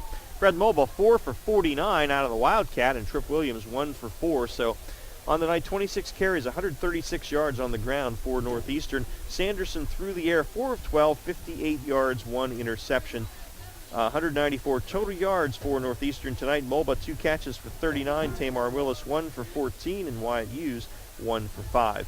For Central, they pounded it out on the ground tonight. Will Van Dyke had 21 carries, 118 yards. Hunter Werner had the big night. The senior, 28 carries, 149 yards, and a couple of touchdowns for Central.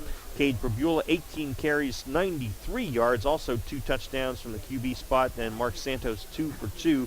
So 69 carries, that's a lot of rushes in a game, and 362 yards on the ground for Central. Probula through the air, 6 of 13 for 113 yards, 1 touchdown. 475 yards of offense tonight for Central. Tim Sturgis, 4 catches for 94 yards and 1 touchdown. Mark Santos, 1 for 7, and Michael Morris, 1 for 12. And those are your final stats from WellSpan Sports Medicine. We're going to take our final break, come back, get our Sure Save Neighborhood Markets Player of the Game and our York Traditions Bank post-game scoreboard after this as Central wins it 36 over Northeastern 7. Keep up to date on Penn State football all season on Sports Radio 1350 WOYK. I'm Ron Ruben, and I'll have Penn State updates Wednesdays through Fridays. Hear from Coach James Franklin and key players as the Nittany Lions get ready for Saturday's game. Penn State updates are brought to you by your neighborhood Sure Save Markets, financial advisor Dave Sprinkle, and Penn State York. Get the latest on Penn State football on your home for local sports. Sports Radio 1350 WOYK. Get your football party started with great Best Yet products from your neighborhood Sure Save Markets. Pick up party platters with $18.93 deli items. Team up Best Yet hot dogs with Best Yet kettle cooked chips. Get Best Yet 12 packs of soda and Best Yet Rising Crust pizzas at Saubles Markets in Shrewsbury, Stewartstown, Whiteford, and East York, and at Nell's Market Fresh Foods in Spry.